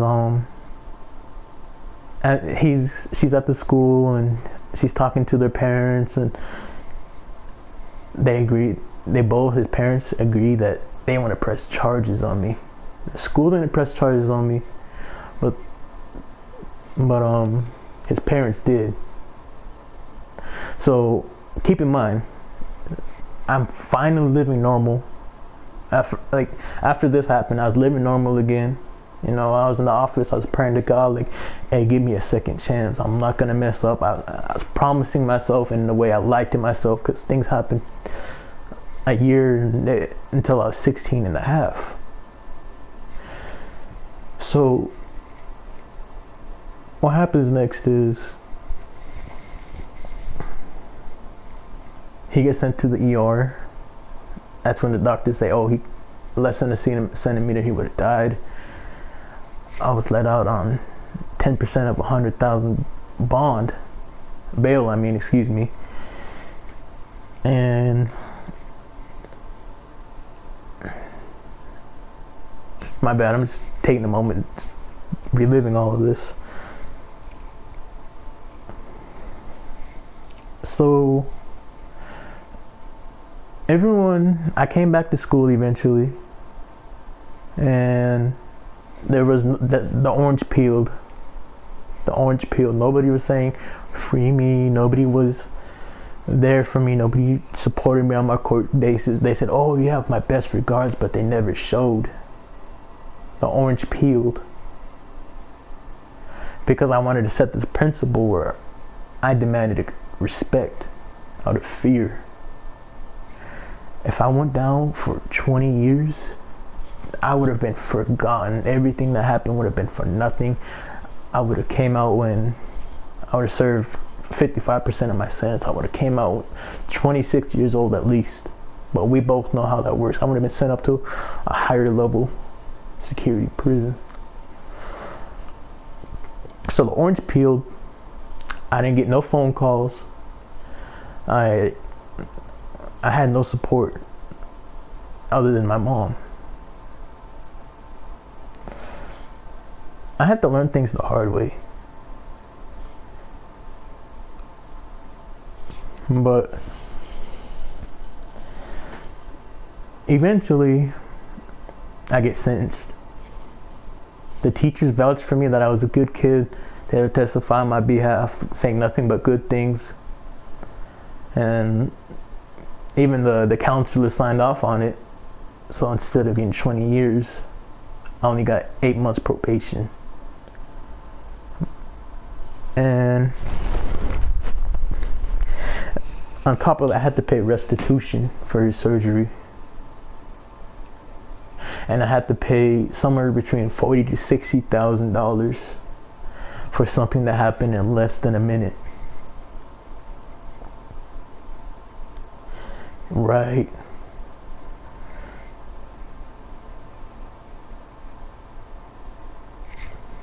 I'm trying to think of what I'm trying to say next. But after that, I went crazy. But this is where I'm the most fucked up at. I was crazy because nobody ever told me that they loved and cared for me. So besides, family, this and that, but to me, friends was everything. The family was too, but friends mean a lot. And I was never told that. And I was always given shit by the teachers. I was a good quiet kid, but third grade is when everything started happening bad. Teachers were treating me like shit. They said I was gonna be a McDonald's worker, a minor, a nobody. So, which carried on to my high school career. So I felt like all odds were against me always. And I was never told, I love you, I need you, I care for you, until I was 14. And what got me the most fucked up was, I got my first girlfriend around this time. And me and her dated for almost 2 years, on and off, because we'd argue bad. But I proposed to her. She's no longer my girlfriend because things happened. But I finally had that somebody that told me those things, and I changed. It wasn't permanent, it was temporary, but I changed. I did none of that. I did not want to do any of that. Me and her were fully convinced, hey, we're gonna get married, we're gonna have kids together. We're only 14 years old. And I was spending the night. I met her family. Her parents absolutely love me, and her little brother still calls me his big brother.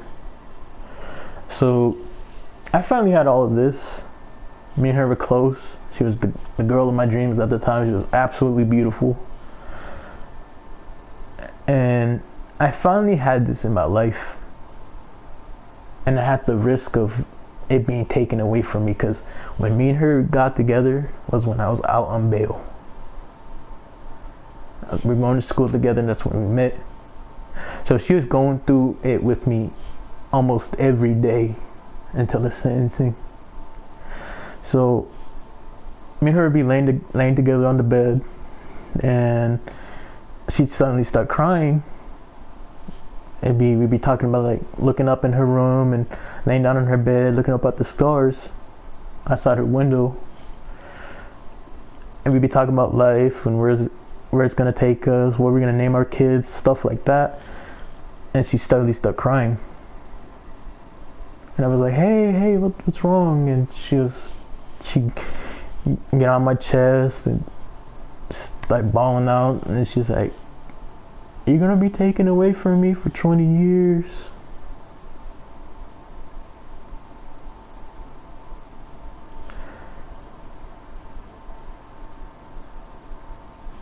It's a long pause because, you know, it's something I don't want to remember.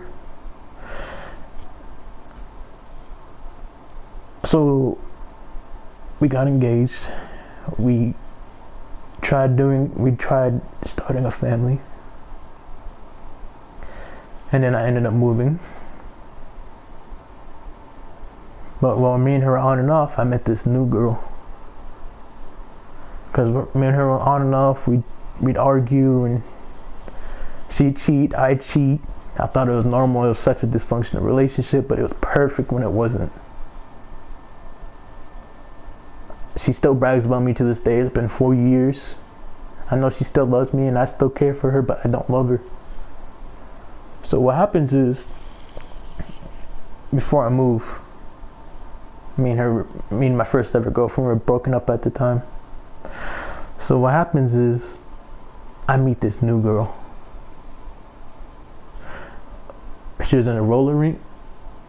This is after sentencing, of course. She was we're at a roller rink. I walked in with my sister. She wanted me to hang out with her friends. And as I walk in the roller rink, I see this absolute beautiful girl just sitting by herself on her phone, up in front of her face. So I decided to myself, fuck it, we only live life once, might as well walk up to her and say something. So I sit in front of her, and what happens next is me and her start talking, and every time, I'm not gonna lie, bro, when I first saw her, time slowed down and everything got all fuzzy, all shiny. I mean, we couldn't stop looking into each other's eyes. We keep trying to talk to each other, and every time we tried talking to each other, you know, we kept accidentally cutting each other off, or she saw. What I saw was her eyes were absolutely just shining. I never seen a girl's eyes shine like that. And every time we looked at each other, we both smiled real big. But me being devastated, thinking I was ready from my past relationship, my first ever girlfriend, I thought I was ready. Things were beautiful at first. And then the late nights started happening.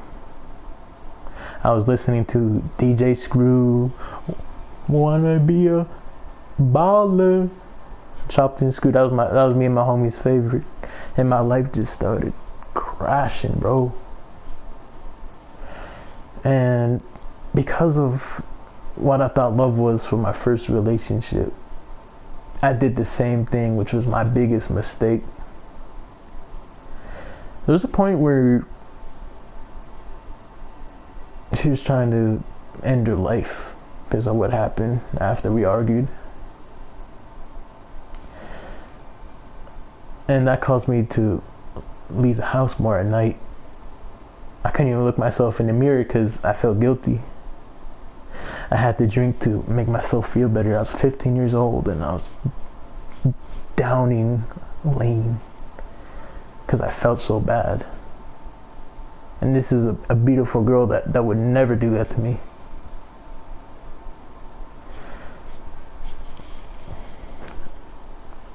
Things were so bad at a point where I told her, I hope I OD and forget about you. So, me and her break up. It was her. We both wanted to give it another shot, but we both agreed that it was best that we call it off.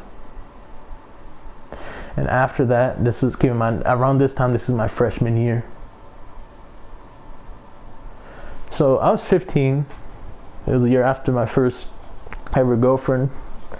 So after me and her broke up, I stayed home from school for a straight month. My mom was the real MVP.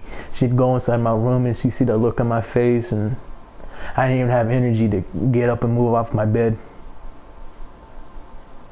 And because when me and her, whenever we phone call, I'd always play Fallout 4. And I'd always have the in-game radio on, and I'd hear the end of the world because you don't love me anymore. I hear that song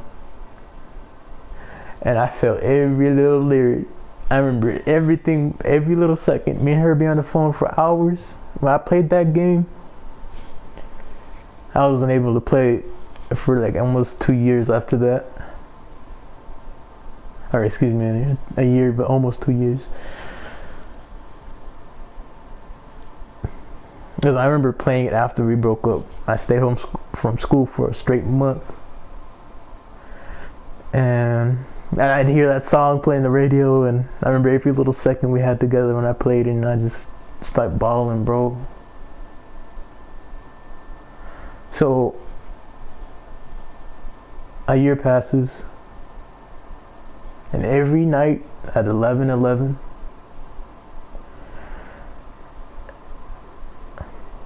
I see a little period. I don't know if you're trying to say something, but every night at 11:11, she play a song called Dilemma. This is a whole year later. Every night, a whole year later. And I talked to her eventually, and this is of course a year later. And she tells me she's been playing it every night hoping I'd come back. Because when we agreed to call everything off, she tells me, oh, I never pictured getting married. I never pictured having kids until I met you. And I realized I fucked up after that. This is a girl that we instantly had a strong bond, this strong connection to, and the only one that rivals it is my current girlfriend. So a year passes, she tells me that I have a girlfriend and she has a boyfriend, and we're texting each other on Snapchat. I'm 16. So on this day, what happened was I texted a whole novel. I'm sorry for everything I said. I'm sorry about this. I'm sorry about that. I was just a little boy. I thought that was normal, but that's no excuse. And after that, she wrote a novel back, and we talked, and it was like we never broke up. We were sending heart emojis, kissing emojis, as dirty as it was. But she was the one at the time that I just dropped everything for. So we both decide that we better not do it. I have a girlfriend, she has a boyfriend. So another year passes. I'm 17. And I head up out of nowhere. I again apologize. Because, you know, even after all these years, it still hurts her. So what happens is, me and her are talking. And we agreed to video chat. And this is the first time we saw each other in almost 3 years. And it was exactly like when we saw each other for the first time. She kept on playing with her nails. She came in and looked at me. When she did, she smiled real big. And me and her video chatting, and again, you know, we asked her if she'd ever give me another chance, and she said she needs time. What happened this year was I was gonna go back for my cousin's graduation, the same class where I almost killed that kid. Terrible enough to say, but I'm putting it bluntly. So I was supposed to go back to his graduation where she lives, and I texted her, and I was like, and it's like every time, I'm not saying that she forgets, but it's like she needs to hear the apology every time we talk. And I hit her up and I said, hey, you down to meet up? And keep in mind, she has a boyfriend. And my sixth sense was going up. And she responds. It takes 10 minutes to respond. She opened it, but it took her 10 minutes to respond to the small paragraph because she froze. And she said, why did you have to come back now? Why did you come back at this moment? Everything was just going so good. So what that told me was, she finally, someone was able to get over me after all these years, after 4 years. And then I come back and I hit it with, oh, you want to meet up? So at first you know how they are when they have a boyfriend. They're like, oh no, you know, I can't, you know, I want to, but I can't. And I told her at the time, because, you know, I was like, hey, I have a plane ticket to go back. And the next day, you know, I think I couldn't go because, number one, I had to get an ID. I had a temporary ID at the time. Things weren't adding up. Money was a little bit short. I'd be able to go there, but I wouldn't be able to treat any of my daughters. A lot of things. I only have enough money to be there, and I'd have no ride. I'd have to use my cousin, which is wrong. So I was like, nah, I'm not gonna go. So at this time she thinks I'm in town. And she says, are you here yet? Where do you want to be? Where do you want to meet up at? I didn't have the heart to tell her that I wasn't there. So I said, oh, what makes you say that? And I was pouring my heart out. And I sent her 2 songs that remind me of her. Pulling Me Back by Chingy, Daddy's Home. And her boyfriend makes her block me. She went through, they were laying together, and he saw the text messages, and she told him the situation, and he blocked me. That's just one story, bro. I have so many stories. Yo, you want me to tell you about my first ever girlfriend, bro? Like, nah, was that story boring to you?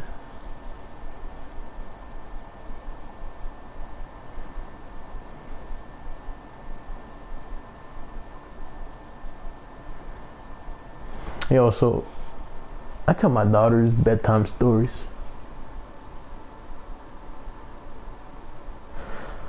Alright, check it out. So you want to hear about my first ever girlfriend, bro? You want to know what happened?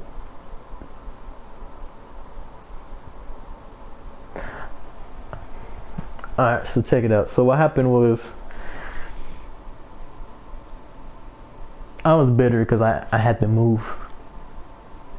I started a new life, made new friends. I was doing sports, I was a popular, and I had to move. Not once but twice in the same year. I moved the summer of my second year of 7th grade. So what happens is I moved to this new town. I was real bitter that I'm not trying to blow my own ego, I ain't bullshitting you. I had sorties lined up. There was a point where I was in the jacuzzi and I had 2 of them on each side, you know. But I was too pussy to say anything, right? Because I thought I had all this time. I thought I wasn't gonna move. And then I did. I was real bitter. 8th grade hits. There's another incident before the nose thing that happened. There's another incident 2-3 weeks prior. But so what happens is, it was recess time, or not recess time, at the end of the school day. What happened was after every Friday we'd be allowed to have another recess at the end of the day. So we walked out and it was just an average day. It was me and my homie.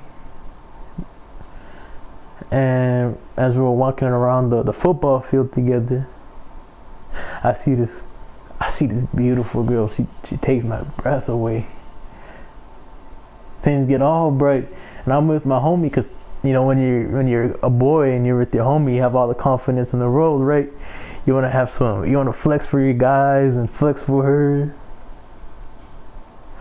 So what happens is, me and my homie were walking by, and I was like, damn, she fine as hell. And I was pointing at her with my thumb, and she saw it, and she started smiling all big. She looked all down, and she was like, thanks, you are too. So what happens next is, I walk up to her, and I was like, hey. I was smiling, and she said, hey. She replied, you know, she was smiling too. She was throwing a football back and forth with my homie and his group. So what happens is, I walk up to her and we look into each other's eyes for a minute or two, and I ask her, can I pick you up and carry you around? I just asked her, like, hey, can I pick you up? And she was like, why not? And he's all smiling. So I pick her up Superman style. Pick her up off her feet, carry her Superman style. And I had to get my flex game on, my adrenaline was rushing. I was like, damn, the shorty of my dreams in my arms right now. My adrenaline was rushing, so my arms didn't get tired. I walked around the whole football field. Keep in mind, everyone in the whole school was out. The teachers, everyone. So everyone saw it. So I picked her up, carried her, and walked around the whole football field. My arms didn't get tired. And just as when I was about 3/4 of the way back to where she was, I see the group of girls that most of them had crushes on me. And I'll admit, one of them was beautiful. But I felt like me and her would be compatible. And, you know, there's always that shorty that you think is too pretty for you. But what happened was when she was in my arms, I stopped 3/4 of the way there. They're watching us the whole time like some hawks. And I stopped. And I looked right at them. This is a popular pretty girl. I stopped walking and I just look at them just for like a good 3 seconds. And as I see, what I pick up from the whole thing was they're all tapping each other and like, hey, look at those two. You know, they're signaling to each other, they're tapping each other. Like, they kept on glancing at us. I was like, yeah, I had to flex on them. So I was all smiling, and my shorty, she was all covering her face. She was all red, and she was like, oh God, and she's covering her face. Her face was all red. So eventually I walk her back to where she was, and I put her down on her feet. So just as when I was about to get her number, the motherfucking bell rings. I'm like, yeah, it's alright, you know, I was just so happy in the moment. So I was just so happy in the moment. I was like, I forgot to ask her number. So we walked back inside the school, the bell rang, and as I'm walking up the stairs, I thought to myself, I was all smiling at first, I was like, damn, what if, I was like, a girl that beautiful, she ain't gotta stay single for long. And I was thinking to myself, I don't think I'll ever see her again. There's a chance that might happen. So a smile kind of fades. I'm like, damn, she's the one I got away. School ends, me and my homie decided to, she was throwing football with, we decided to hang out that day. And we first go to Burger King, we get some McNuggets, we like ours with barbecue. And then we go to Walmart, we get some Mexican nectar, that shit's hella good. And we leave. And just as we leave, and right after I take a picture of my homie flexing his money, he was looking up at the sky, flexing his money on some ignorant shit. What happens next is, I take some pictures of him, and I look down, I hear my phone go off, the ringer go off, and guess who the text message was from? It was her. I was like, damn, my homegirl I didn't even know my homegirl at the time, which was my homie I went to Walmart with. That was his girlfriend, I didn't know at the time. So she posed through, she gives my crush at the time my Facebook, and we start talking. And what happens, me and her talking, and I'm flirting with her. I'm like, yeah, you're cute. And what she hits me next with is, I have a boyfriend. I was like, I don't give a fuck if you got a boyfriend. I'll steal you. Me and you can walk around. I told her, I was like, me and you can walk around. I can kiss you right in front of him. So keep in mind, this is my first ever girlfriend. So we get on our first phone call. Keep in mind, at this point in my life, I lived in the basement. There was 2 rooms down there and a laundry room. And I didn't want nobody hearing what I was saying. But before calling her,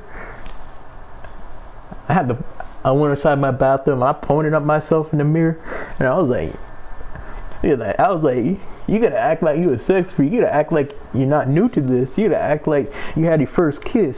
You gotta act like you're a sex freak, that you're R. Kelly, that you know, that you did everything you talked about. I had to lie to myself. I was like, yeah, you're the man. You got this. So I was telling her all these things, and I hear in her voice she's getting all red and this and that. And what happens next is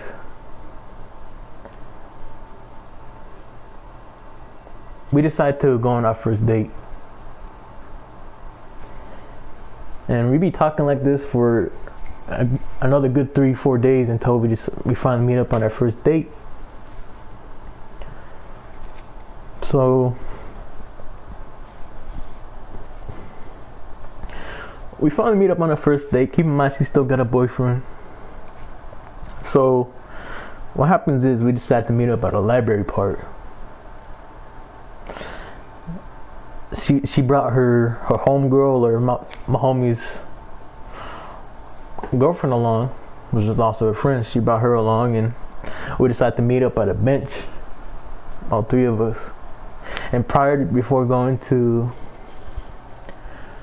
the library part, I told her, I was like, hey, this time when I pick you up, I'm gonna take my shirt off. And keep in mind, I had it going on, kind of, you know, football, track, kind of had it going on. So what happens next is I get there and she's like, oh God, you know, she had to put her hoodie on and zip it because she was so shy, like she couldn't believe it was happening. Like in her mind, she thought, oh, that cute guy that picked me up, he's here to come see me, kiss me up and all that. So me and her are talking, I'm like, hey, and she's like, hey. And that little cute little awkward smile, like, you know, being all shy. So me, her, and her homegirl were all just talking. And eventually I get up off the bench, from my side of the bench, and I walk around. Keep in mind, it's made out of cement. So I walk to her side, I walk up to her, and I take my shirt off, right? So what happens next is I pick her up. At first I was like, what happened was I put my hands around her waist, and I said softly in her ear, I was like, hey baby girl, can I pick you up and do everything we talked about? And she was like, her face got so red she couldn't say nothing, so she nodded her head up and down. So what happens next is I take my shirt off, I throw that shit to the ground, no shame, in the grass.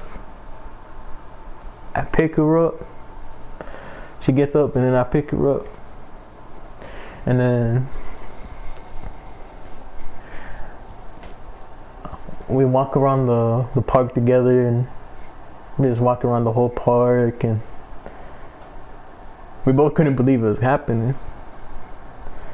So we finally walked to the end of the pathway, and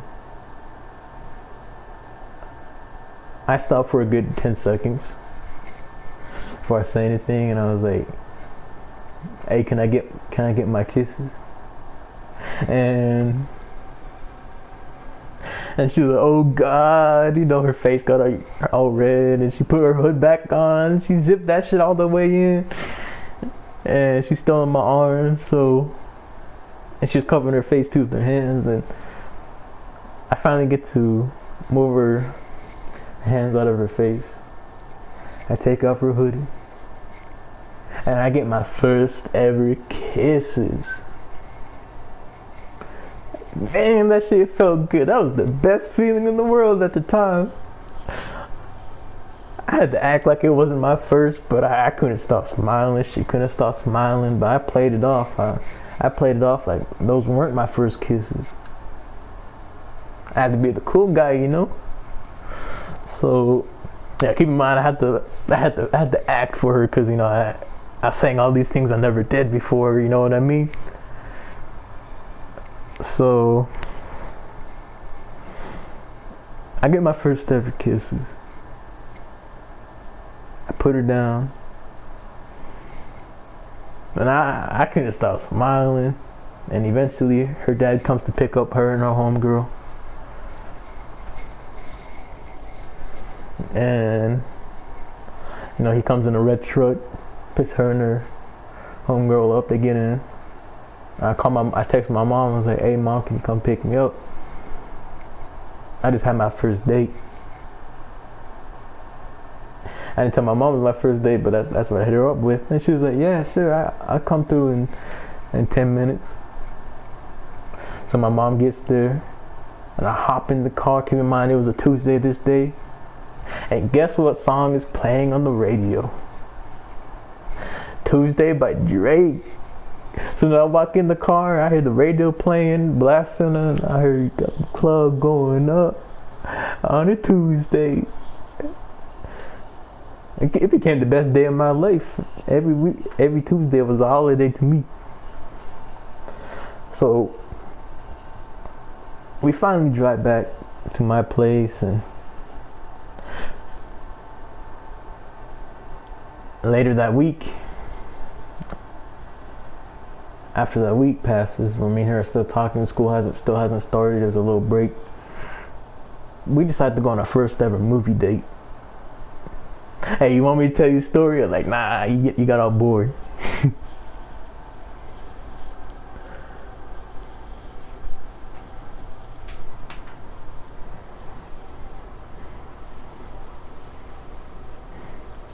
Hey, do you think I'm good at telling stories, bro?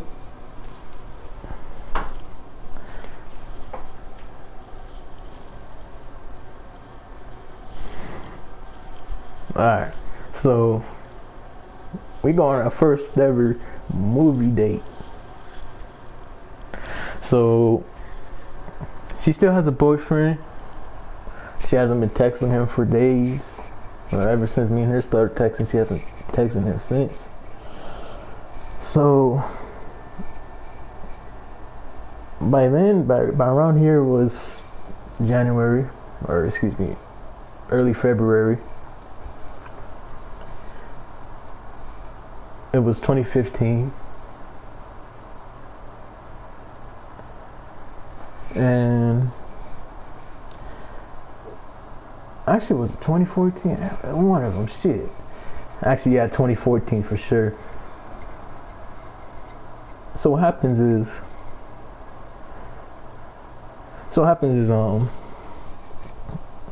me and her talking, and I was like, hey, I got moolah. I can take you on a date. I got $60 for a movie date. You pick out the movie and I pay for everything. So we decided to watch a horror movie. It was called The Lazarus Effect. So my mom drops me off to the movie theater, and her dad drops her off. And she was like, hey. And I was like, hey. And we hugged each other, and she had the softest touch, bro. Hands were soft, just everything about her. So we walk into the movie theater, and we walk up to the line, which was short. And I was all happy pulling out my $60. An 8th grader, $60. God damn, I had all the bread in the world. So me and her walk up to the cashier. I buy us 2 tickets for The Lazarus Effect. I buy us 1 large popcorn and 1 large soda. That I was like, hey, you can pick it out. I don't mind whatever you want. And she ended up picking out Diet Coke with some ice in it. So we're waiting in line. I was standing behind her, and I had my arms wrapped around her waist. We do all that. We get all the stuff. So we walk into the movie theater, and we decide to sit in the very top left corner of the movie theater where no one can see us. Like the moment you walk in, it's how this theater was you walk in and it starts at the top row. And everyone wanted to sit in the middle and the front. So you know what was going down. So as we're walking in and I'm carrying the popcorn and the drink, and on this day she was wearing a striped little fur coat, black and gray. And we walk in, take a left, and we see all the way in the top left corner. And we sit down, the movie didn't even start, the trailers didn't even start, we were there so early. So we sit down and we just sit there. We didn't even touch our food or our drinks yet. We put those down and we look into each other's eyes. And I said, hey. And she was like, hey. And what happens next is I put my hand behind her head. I pulled her close to me. Boy, I made up for the first time, bro. I had to act like it wasn't my first time making out. So check it out. So I put my hand behind her head and I pulled her close to me, and I put my right hand behind her head and I pull her closer to my left. And we look in each other's eyes, and I go in and she goes in too. And we just start kissing. Everything we talked about, and I'm talking about, I talk like that. Talk like the way I did to her every night. I was saying all types of shit that I never did before.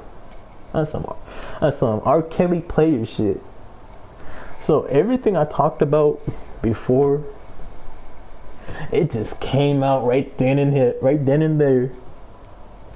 We were so thirsty, bro. Like I'm talking about so what happened was as we're making out, everyone's walking in and seeing us, and everybody knows not to sit in the back because of us. Everybody knows, everyone's sitting in the front or the middle row. They knew what was going down. So me and her were just laughing to us, giggling to ourselves as they're walking by, we don't give a shit. And we just go back, we were saying that as we were kissing. So the movie starts, the Lazarus Effect starts, and what happens next is me and her talked about her sitting on top of me when the night before I was telling her, I was like, hey, I want you to sit on top of me, and I'm gonna look up and kiss you, So she does that without saying anything. She gets up, boy, she sits on top of me, and it's everything we talked about, I looked into her eyes and I looked into hers, and I pull her head down again.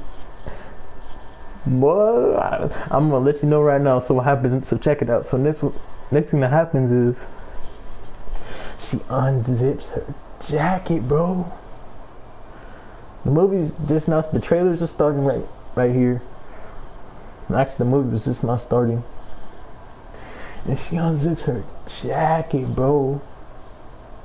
And she whispers into my right ear, I don't have a shirt or a bra. I was like, oh, I was like, boy, I have to play it off so goddamn bad to act like I'm used to it. I had to act like it wasn't my first pair that I saw. I had to act like it was my first time making out, my first pair I ever saw. And what happens next is I can't talk about it on YouTube. I can, but you know what went down, bro. You know what went down. So check it out. So by the time we're done, the ending of the movie, this starts, the ending of the movie, and we're just holding hands and just laughing at the whole thing. I was like, damn, this shit hella cheesy. So me and her just laughing and going back to kissing and going back to laughing, and we're like, wow, did we just literally make out the whole time we were here? And the movie was like, I don't know, 90 minutes long or some shit. I watched it be like 74, one of them. So eventually the movie ends. We kiss before, everyone starts walking out. So keep in mind, we didn't even touch our drink or our popcorn. We didn't even touch it at all. Like, she drank,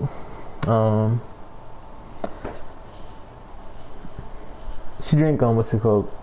Some of the Diet Coke. I finished it off, and she was eating some of the popcorn, and I managed to eat 3/4 of the bucket of popcorn. It was big as shit. So we walk out of the movie theater, and I ate as much popcorn as I could before I throw it away, which was there was a public trash can outside. I finished the drink and I throw away the popcorn. So what happens next is we walk out. We get that all situated, and we'll walk. Keep in mind, the movie theater is right next to the library part that I got my first kisses at. So we're halfway past the library part, and I asked her, I was like, hey, I still got money left. You hungry? And she says, yeah, I am. So I was laying at the options. I was nearby. I was like, hey, we can get some Subway, McDonald's, we can get Chinese, Dairy Queen, we can go to Burger King, get some stuff at Walmart. So we're all just talking about where we want to go. We walked past the library, and we walked across the street because we almost decided that we want to get some Chinese food. So what happens next is, hold on. So what happens next is 3/4 of the way there. We get to the Chinese food, and we decided like, nah, she wanted to go Subway instead because she wanted to eat healthy. So we're past the Chinese restaurant. We crossed the street for nothing, which I didn't mind. So keep in mind, this is like during the winter, so it was cold as shit, and she didn't have a shirt on or nothing beneath that jacket. So as we walked past the Chinese restaurant, she started shivering, and I couldn't stand seeing her cold. And I was wearing a white tee this day, which I still have to this day. It was a small, but nowadays I wear larges. But you wouldn't believe what I do next. So she's all shivering, and I'm wrapping my arms and my whole self around her. And keep in mind, I'm not wearing a jacket because I'm used to it. It was so cold that you can see your breath. So what happened was I decided like, hey, I can let you wear my shirt, cause you know how women are. They love that shit. And she gets all smiley, and she nods her head up and down. And so what happens is I had to stand in front of her like real close so no one could see her. And she unzips her jacket, and I cover her, and I take my shirt off real quick, and I cover her with the jacket and myself so no one can see her. And as she's putting my shirt on and she slides her jacket back on, Guess who drives by us? Remember that popular girl group that I stopped walking and stood and looked at them for a good 3 seconds to let them know, hey, y'all are too late. I remember when I flexed in front of the group of girls that liked me. Well, they drove by, and I can't make this shit up either. So what happens next is, and one of their moms is driving them. It was a black little, I assume it was like a little black little Honda. I didn't really get a good look at it.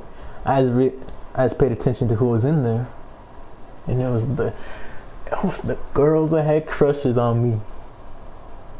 And the light was green, because me and her were standing right next to a street. Like, the light was green, and they didn't accelerate. Nobody was behind them, and they were just watching us for a good 3 minutes. I guess they were all geeking out and fangirling out in the car. So that's going on, and I had to play it off like you know, like, hey, I'm not paying, and act like I wasn't paying attention to them. And in reality, I had my eyes on her. I saw her in the corner of my eye. I glanced at them for a second. So they were watching me, and the light was green, and they were there for so long. The traffic light turned red, and they were still watching us. They saw me walking around without a shirt in the middle of winter, and they saw her with my shirt on, and they're geeking out. So what happens next is we walk to the next street light, cross the street, and we take a right, and then we walk into Subway, because the Chinese restaurant was to the left lane of the library park. Subway was to the right. So we cross the street, get into the Subway, and we get in, and we're looking at the menu, and I ordered me a large drink. She said she wasn't thirsty because she drank a lot of Diet Coke. She gets herself a little 6-inch sub, and I get me a good old fashioned wheat breaded pepperoni cheddar cheese, what's it called, foot long. So we get our food, we leave the Subway. I still don't have my shirt on, and I'm carrying all the food because, you know, I want to be a gentleman. I don't want her to carry any of that. So we're walking down to my house, which wasn't far away from the Subway, and we're all just being all cute together. You know how it is. So, you know, we're kissing each other a little bit here and there, there's little pecks. So eventually we get back to my place. We cross all these lanes, get to my place, and we walk in. I open up the door, and I go down the little pathway. I take a right past the kitchen, and as me and her are walking in, and keep in mind, I put my shirt back on because my mom probably would have flipped out. Like, I don't think she, at the time I thought, I don't think she'd like me walking around without a shirt on, so I put it on before she gave it to me and put it back on. She zipped up her jacket. So she meets my mom for the first time on our first official date. It was short. It was awkward. She was like, my mom was like, hey, and then she was like, hi. So what happens next is we walk past the kitchen. I was like, hey, mom, we'll be downstairs. We'll be in my room. She was like, all right. So what happens next is we walk down the stairs. My room was to the left of the stairs. We get in my room, and I open up the door. I let her in first. I'm still carrying all the Subway bags. So we walk in, and I put my bags on my bed, and we look at each other for a good minute, and we start kissing again. And I say this kissing session was about a minute. We both decided we wanted to eat. So I eat my Subway and she eats hers, and I put my PS3 on, and we were playing Resistance Fall of Man together. Hey, what up? Hey, thank you, bro. So what happens is, so check it out. So what happens is I'm telling Pacific Northwest the story about my first ever date.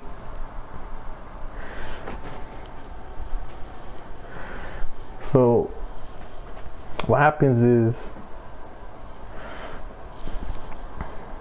we eat our Subway, and you know, I was sitting up on my bed, and she was laying down on my bed, and we put the PS3 controllers down, and you know, like, it's like I look into her eyes, and you know, I lean down, and she looks up, she's still laying down on my bed, and I start kissing her, and what happens is she ends up getting up on her knees on my bed, and we're just sitting down together kissing. And what happens next is we start kissing, and then I'm laying down, and you know, I pull down to lay down with me, and we're making out, just laying down together. So what happens next is, and things are getting crazy again, and you know, I'll say the least, I'm grabbing. So what happens next is I hear my mom call up from upstairs, and next thing I know, I hear some footsteps that are too quiet to be my mom's, you know, they were her little brothers. So her little brother running down the stairs, and I hear my mom call out like, "Oh, her dad's here to pick her up. He's at the door." And her little brother's running down the stairs, and he opens up the door. Of course, we dressed up super fast, and he was like, "Carla, Dad's here. We need to go." I said, "All right." So we both get up and we leave my room, and he runs up the stairs, runs back up the stairs real quick, and he's like, "Hey," and I'm like, "Hey, what's up, bro?" So he runs up the stairs and runs back to the truck, and this is just before she leaves. Step on the staircase. I pull her back for a second, and I pull her close, and I get some last kisses in. And they're pretty intense, because you know, to us, not seeing each other for like 2-3 days is forever. And I let her go, and we're all smiling, and you know, we both run up the stairs together. We walk up to the front of my house. She gets in her dad's truck, and I'm waiting until they drive off to go back inside my house.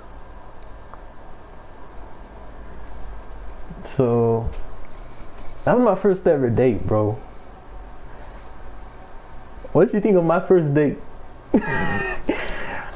God damn, most people I know, they don't get that far on their first date. I remember talking to this homegirl, and she was talking about, oh, you know, it's gotta be a good month or 3 until I'm going for my first kiss. Alright, so want me to tell you about what's it called? let me tell you about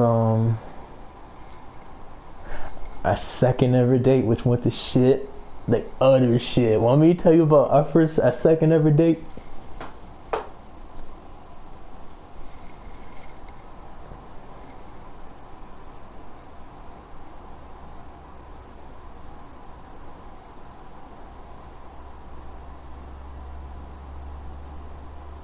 Alright, so check it out. So this is also the first time I spent the night at her place. And keep in mind, this is before I was sentenced, so we were still going through it. So, oh, I forgot to mention that when me and her phone called, they usually lasted for 13 or 18 hours. So one time it lasted 37 hours. So outside, we decided that it's time for me to spend the night. At this point, she already broke up with her boyfriend, and you know, right before she broke up with him, I wrapped my arm around her waist and right in front of him. He didn't do nothing. Her face got red, and everybody was watching, just like the time I picked her up. Everyone was always watching us.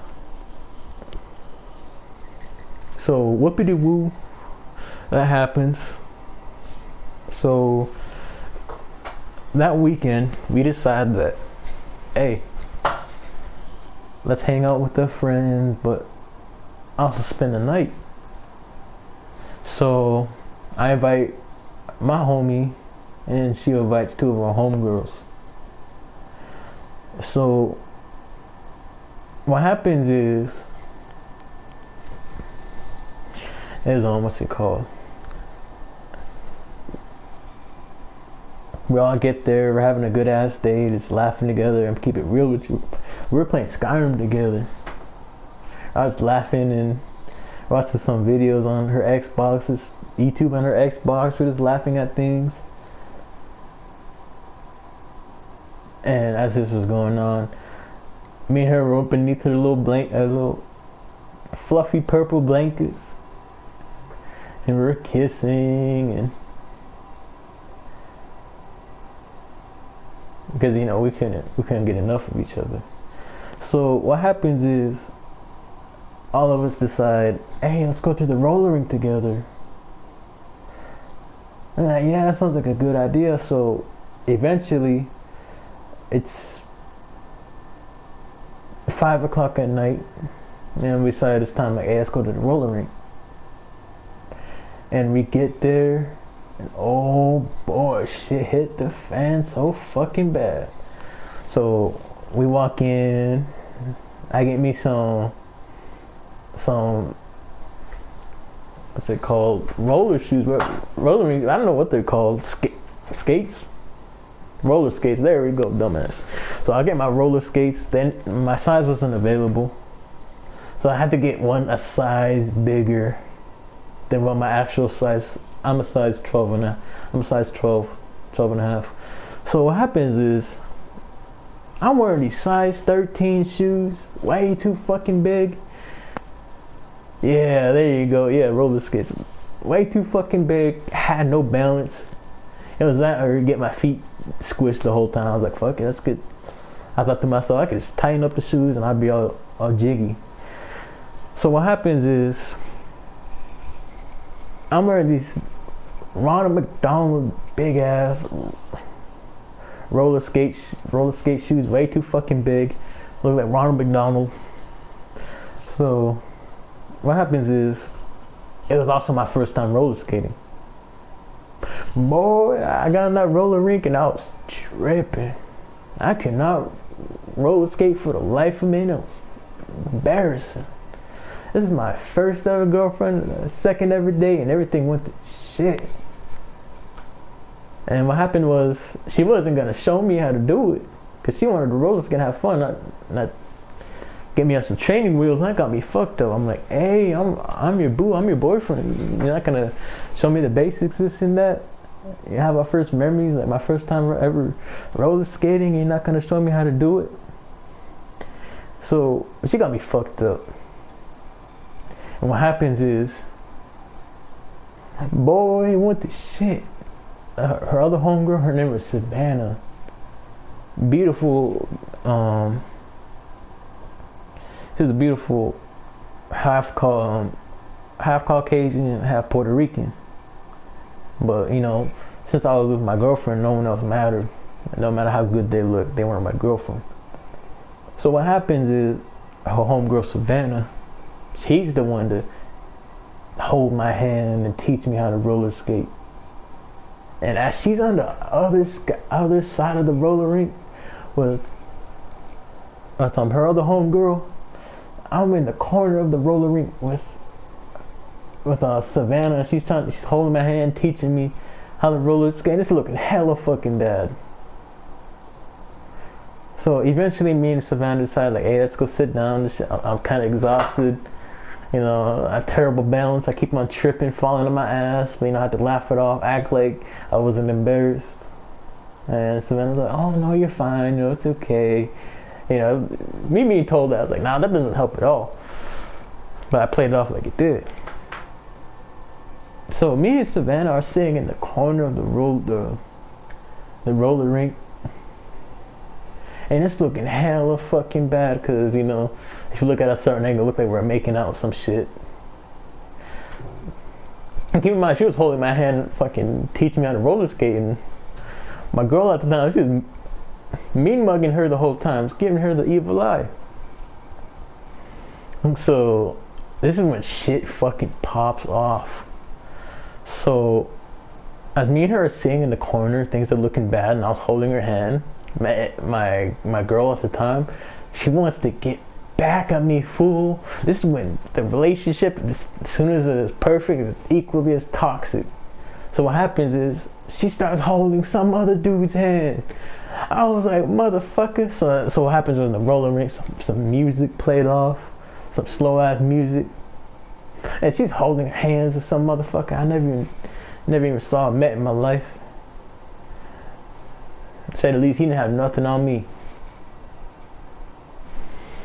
So what happens is, she's holding hands with some other fool with some fucking slow ass music playing in the background, the lights going all off and shit, and she got me fucked up. So, and now Savannah was all mad at her, everyone was all mad at her, and like, man, she ain't shit for that, whoopity woo. Right. But luckily she didn't kiss him or none of that shit. She just wanted to get me back. But I thought she would. I'm keeping it real with you. I was like, fuck. So what happens is, let's check it out. So me and her, me and Savannah, we're just sitting together and we're talking about how this fucking date went to shit, how it was a horrible idea to come here. You know, we're sitting at ironically, the same bench that me and the ex after my first ever girlfriend met on. We were sitting on that same exact metal bench. And we couldn't believe what was happening. You know, Savannah felt bad. I was like, hey, you know, I can get us a large drink. She's like, nah, I can get it. I was like, nah, no, I'm not. I'm the man here. I was like, it's. You know, I'm old school. I was raised old school, so I was always taught to pay. So what happens is, I was like, nah, let me pay. And she kept on persisting. I was like, alright, but I'll pay you back. I'll get you something in the future. She's like, alright. So me and her share a Sprite together. And the roller rink's about to close. It was around 9 o'clock. We're there for 4 hours. The longest 4 fucking hours of my life at the time. The date went to shit. She was hanging out with some other dude. And I was hanging out with Savannah. Things were looking fucking bad. And I shit you not, it closes. Everyone gets off and returns to the shoes, put the normal shoes back on. And what happens is, my girl, at the time, she walks up to us. And she looks she walks up to Savannah, looks her straight in the eye, and she said, we're not friends anymore. And they were best friends since elementary. And I was like, damn. And Savannah started fucking bawling her eyes out and shit. I was like, damn, I can't believe that just happened. So what happens is, Savannah's all crying, and she goes into the bathroom stall, and she was crying. We had to wait 30 minutes, understandably. I didn't mind, going through some shit. So she's in the bathroom crying, and everyone was mad at my ex. I shit you not. So, including me, I'll keep it real with you. So, eventually, her dad comes to pick us up, and we hop in the car, and yeah, she took it hell the wrong way. She thought Savannah was all kissing up on me, which I later discovered, like, hey, she thought she was attracted to me. All her friends were attracted to me, to keep it real with you. So, we get in the car, her dad's truck, all of us. So, my homie Juan, his girl, Savannah, we all get into the truck. And she's sitting up in the front with her dad. Like, prior, she sat in the back with me holding my hand. But this time she's sitting up in front of her dad. And she didn't even look at us. She didn't say nothing. And her dad was like, it was awkward as fuck. And her dad was oblivious to what was going on, I assume. So, what happens is, her dad, like, 3/4 of the way back to her place, he was like, oh, how was the date, and how was the roller ring, he said. And I was like, I smiled, and I could tell he was oblivious, or I assume.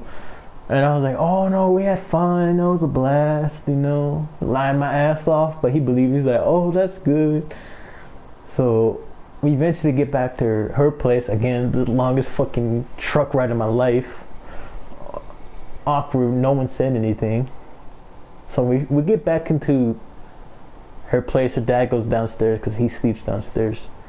So what happens is, we get inside, we're around the living room. My ex marches to her room immediately, slams the door. And I'm sleeping on the fucking couch, as I thought. So I'm on the couch, and everyone is talking shit about my ex. Or my girl. I mean, I'm gonna call my girl this story. So everyone was talking shit about my girl. I wasn't talking shit, they weren't like saying bad things. It was more as like, I can't believe she's acting like that, whoopie the woo. And I can't believe she did you like that. So as I'm sitting there for 30-40 minutes, and they're watching like a movie or some shit, I was so upset I didn't pay attention to the movie at all. I was just staring. So in her house, there's a picture of her from a year or two prior on the wall. So I was looking around the house, and I was looking at that picture the most though. I couldn't bear hearing them talk about her like that anymore. So fuck, I'm gonna go talk to her. As I told them, I got up from the couch and I said, hey, I'm gonna go talk to her. And they're like, alright. And I was like, I might be right back. And they're like, alright. So I get up, walk into her little hallway. I take a right into her room, and I knock on her door, and I said, hey, it's me, can I walk in? At first she was like, no, go away. She was sounding like she was crying. And I told her, I was like, hey, I want to talk. I'm not going to break up with you. I promise you I'm not mad. And she was like, alright. Well, it sounded like she's like, alright. So I opened up the door,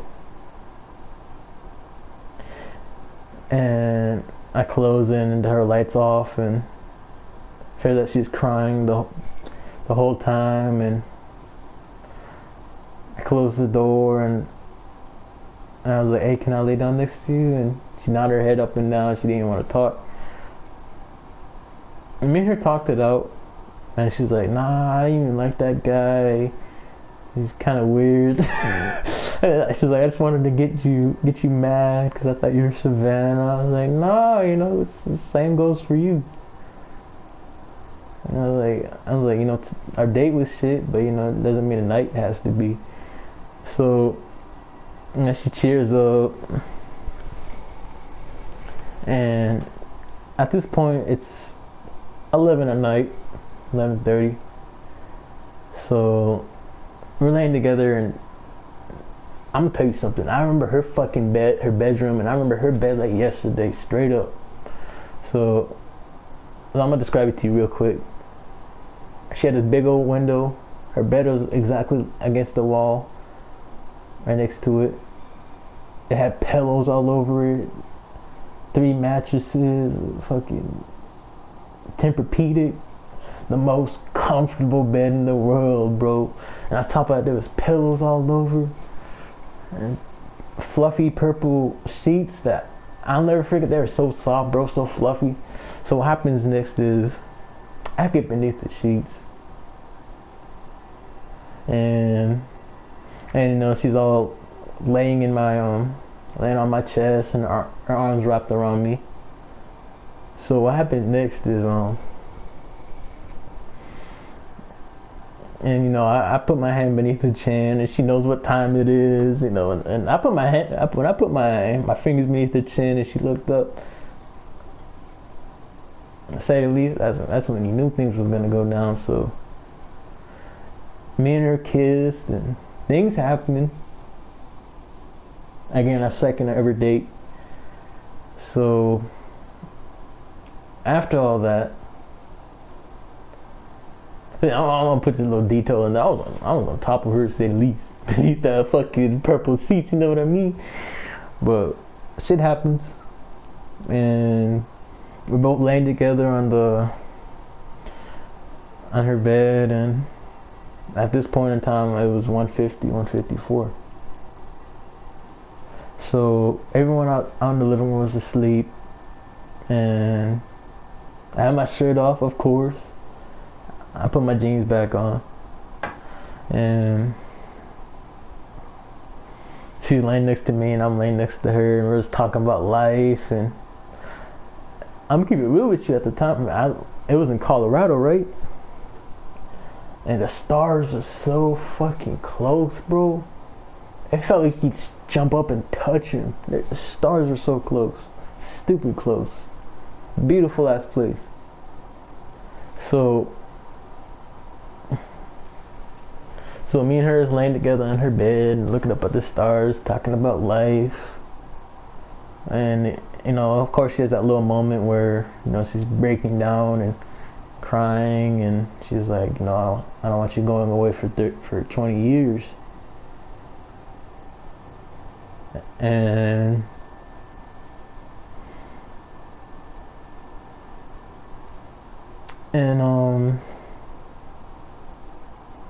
you know, at this night we were talking about, I told her straight up, I was like, I see my whole life with you. I want to get married. I want to have kids with you. And I was like, you're perfect. I was like, I'll never get tired of your face. You know, when we're hanging out together, I never stop looking at her. So we're talking about all this and a lot of the things that happened in my life and the reasons why I had to do it. Because, you know, you have to do what you have to do.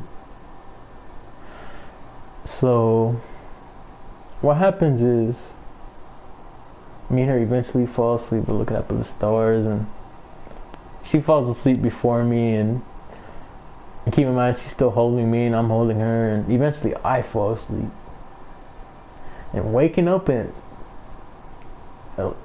we wake up at 9 o'clock in the morning, and I never slept so good in my life, bro. I swear to God, never slept so good in my life. That was, to me, after that, there was no better feeling. It didn't matter if I had kisses or things went down. The best feeling in the world to me was when I spent the night. I woke up and I saw her on her soft ass bed. So we woke up at 9 because her parents walked in the room. Oh! So her parents walk in the room. Her and her dad and her mom. They open up the door. I don't have my shirt on, just my jeans. My black skinny jeans that I wore at the time. So my parents walk in. They open up the door. and they open up the curtains, they open up the window, and they're like, "We take it that you guys had a good night last night."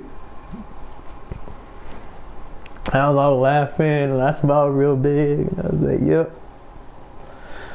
And I thought I was in trouble for a second, but I wasn't. They were okay with it. Keep it real with you. That's one of the reasons why they saw me as a son-in-law. So that shit happens, and it was awkward as fuck to keep it real with you, because you know they know what happened. But I later discovered they heard everything we talked about, and they heard the bed, because their room was right beneath her room, because they live in the basement. And I was like, oh. But her dad absolutely loved me, bro. Her mom too. Her mom kept on calling me cute to my face, like, oh, her mom was like, oh, you know, she called me, she'd be like, hey, mijo, like, you know, prepping me up, be like, her son-in-law, this and that. They thought that I was perfect for her. So, whoopity-woo. Eventually, me and her had our first breakup. I didn't show up to school for, you know, my things are perfect, but what happened was I was hanging out. I'd go to her place and I'd be hanging out with her little brother a little bit more than her, and she'd be jealous, this and that, right? So, you know, this was before sentencing. I mean, keep in mind, I was a convicted felon. So, keep in mind, I'm 14, that's fucked up to say. But, you know, me and her little brother were throwing knives at trees and shit, and they're seeing if it sticks, and we're doing the same shit with tomahawks and spears. I was showing him my music, which we always listen to when on my Instagram or in my remixes. If I ever say, oh, you know, me and my little brother used to listen to this together, this and that, that's who I'm talking about. So, long story short, he becomes like a little me and shit, saying all my lingo and listening to my music. But you know, he's still a good kid. So eventually, you know, we have a few more dates, and after, let me think, after sentencing, a few weeks pass and we break up.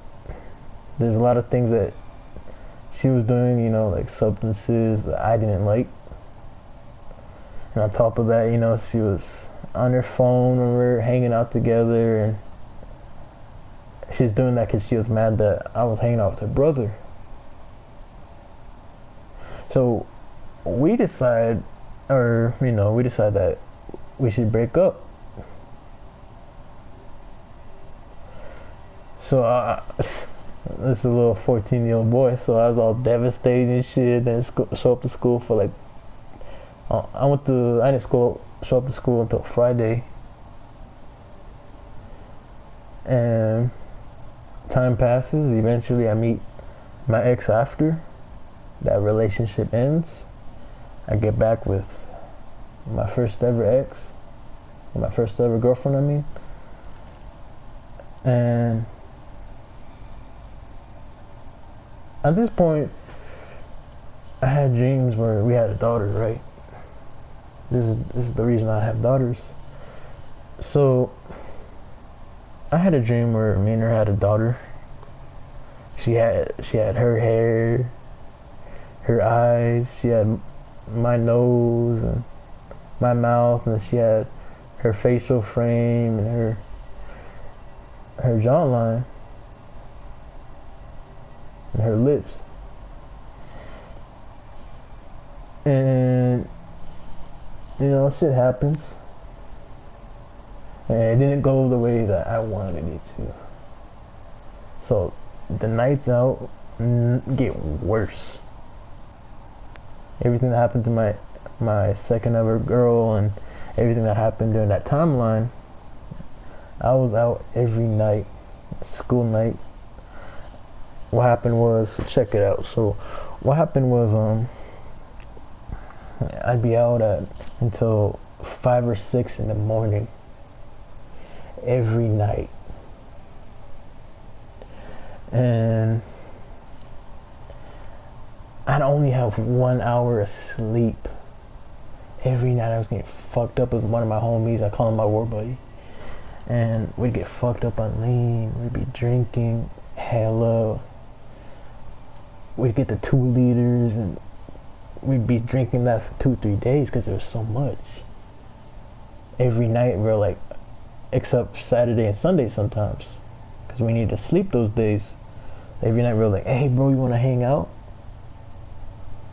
So the life that I wanted to have, that I prepared for, that I thought was going to be my life, when I was living normally for once,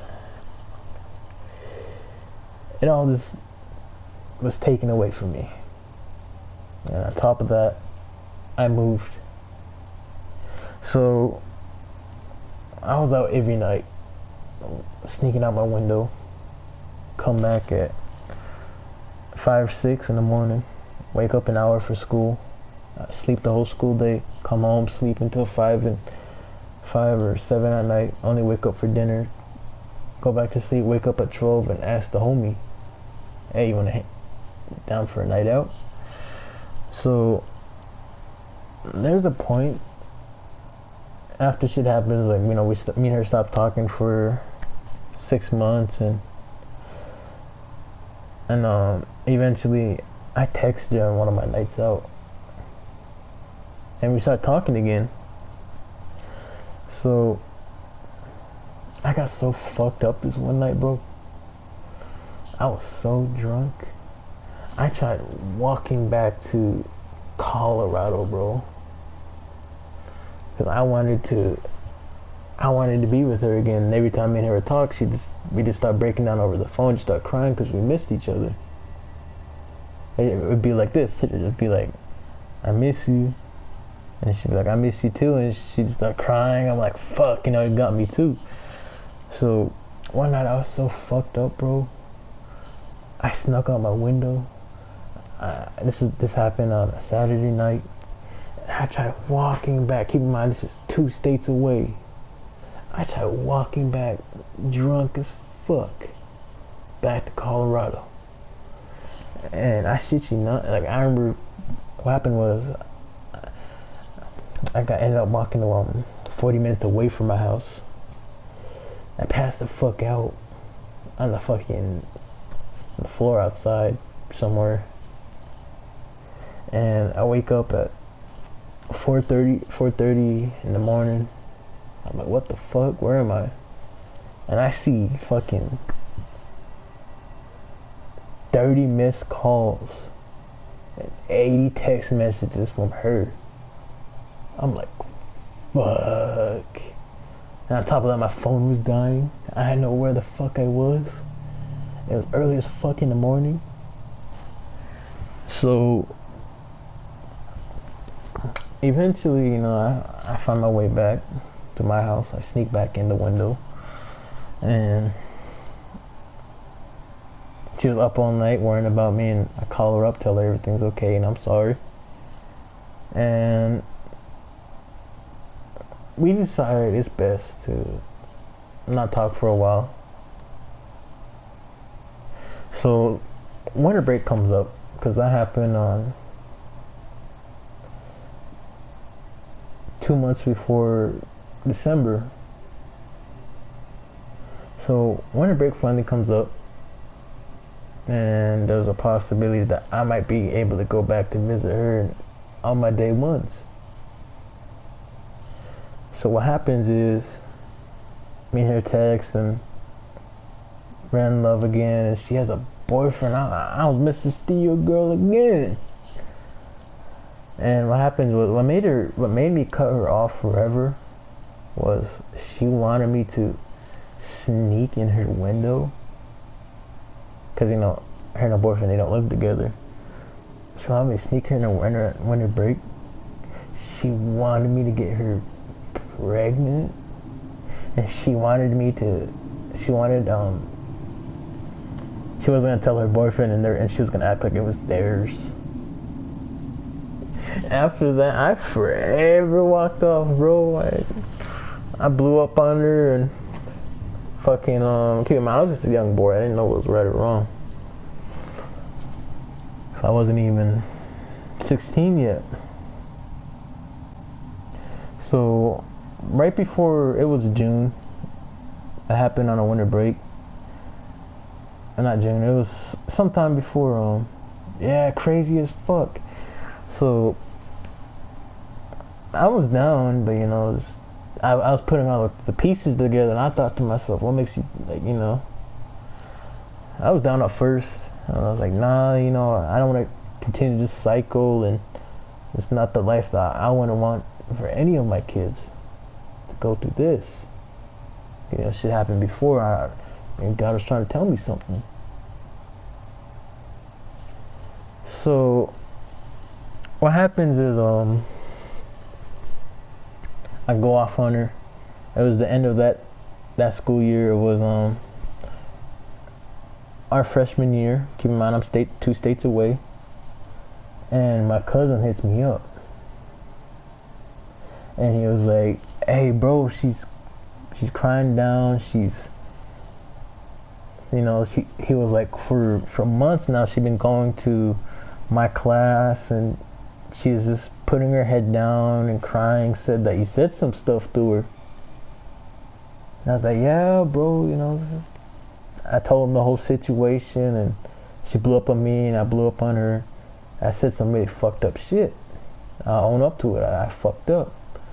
So what happens is, he's like, "Hey, bro," you know, he's like, I need you to apologize, and, you know, either make her day or make her functional again." And I was like, all right, I'll do that. So I hit her up, and I apologized, and she apologizes too. But for her to cry about me to my cousin for months, to literally show up to that class face down in her desk straight crying, she never stopped loving me. Never. After all that months. And especially crying to my cousin, venting about me every day. So what happens is, I apologize. I was playing Fallout 4 at the time, and writing big ass novels, and guess what fucking happens, you know, where she falls in love with me again, and I give in for a bit, and after that, I walk out forever. And later that, I figure out my homegirl Savannah been hanging out with her again. I don't have no issues with it. So Savannah tells me, hey, she was bragging to me about you, about your nights together. At the time, you know, that just happened this year. This is like a few months ago. She's like, she was bragging to me about those nights with you. She was bragging about me to her homegirl. She was bragging. That means she was bragging about me to everyone.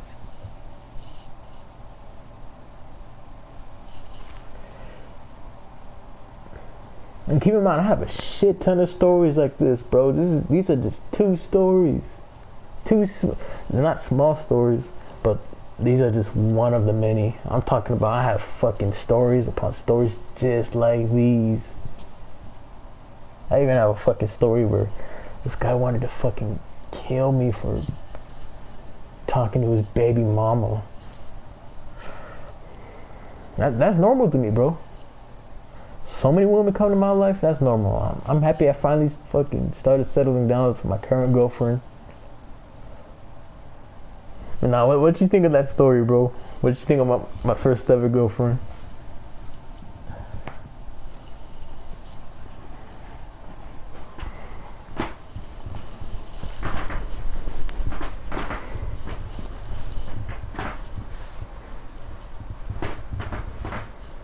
You ever hear any stories like this before?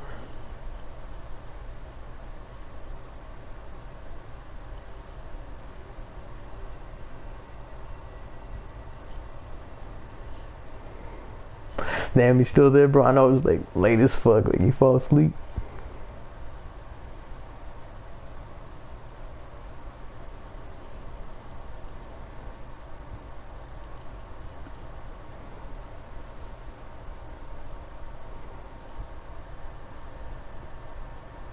Damn, if you don't respond in like 5 minutes, bro, I'm end the stream. Like, you know, I don't know if you fell asleep or not. Alright, let me see.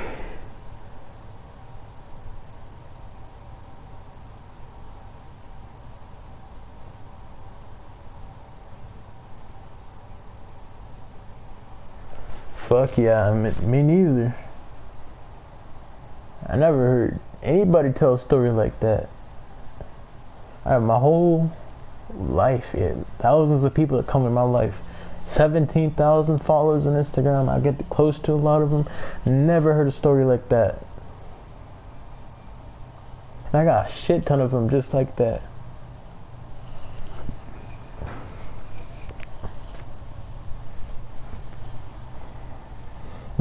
Most of them ain't that deep though.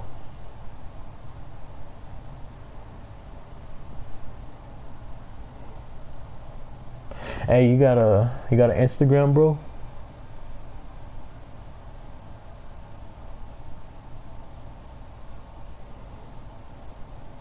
Cause if you got an Instagram, I could be telling you all this on the phone or something.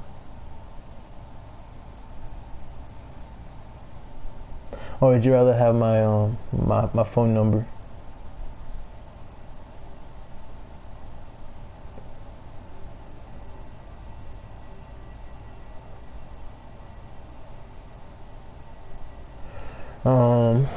Alright, well, I'm gonna give you my number, like no homo. What's your IG? King dot of dot the dot north side. King of the north side, but dots between every word.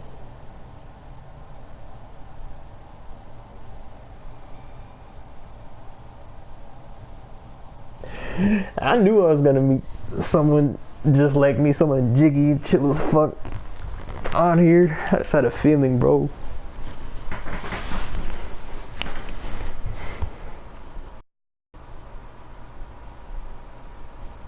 Hold on, let me see if I can respond on my phone and shit.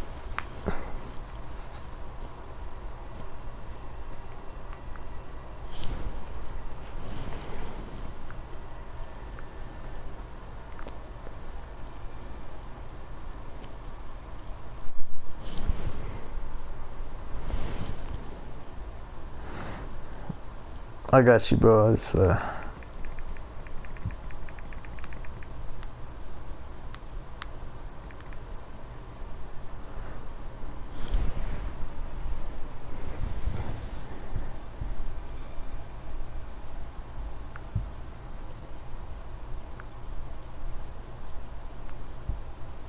damn, I see your channel on Memphis Music SPM.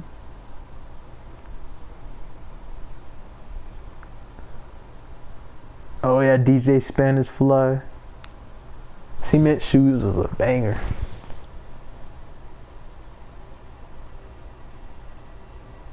Shoddy Pimp, hell yeah, players ain't played with. I listen to that shit all the time. Fuck yeah. When I went to high school, that made me feel like a motherfucking pimp. I always listen to players I ain't played with.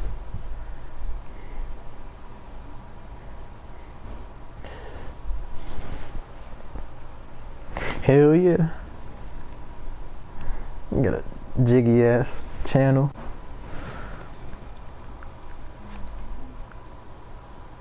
Cyanide and Happiness.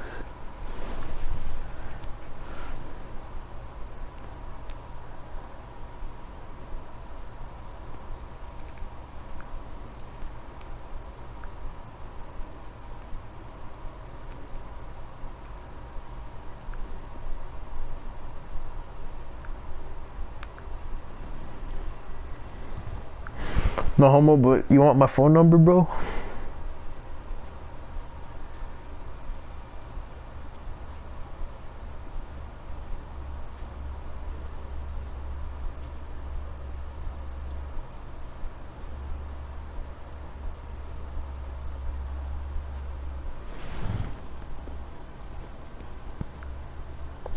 I like double shit up.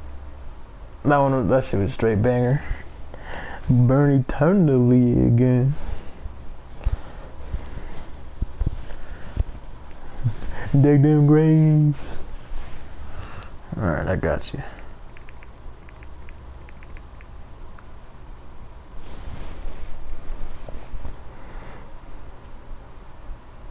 Alright, text me on there. As soon as you text me, bro, I'm gonna end the stream.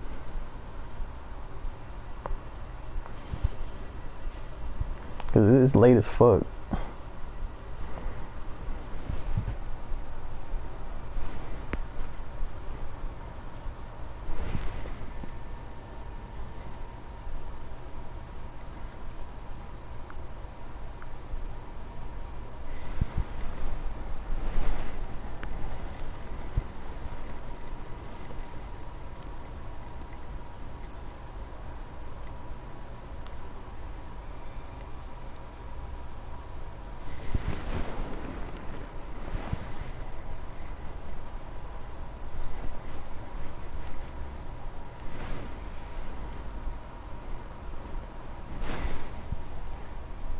God damn, I've been streaming for 3 hours.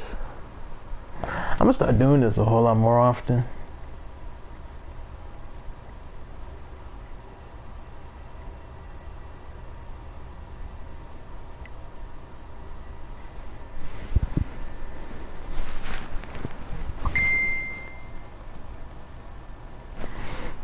Alright, bro, I'm gonna end the stream, bro. I'm gonna hit you up a phone and shit. Alright, peace out, bro. End the stream.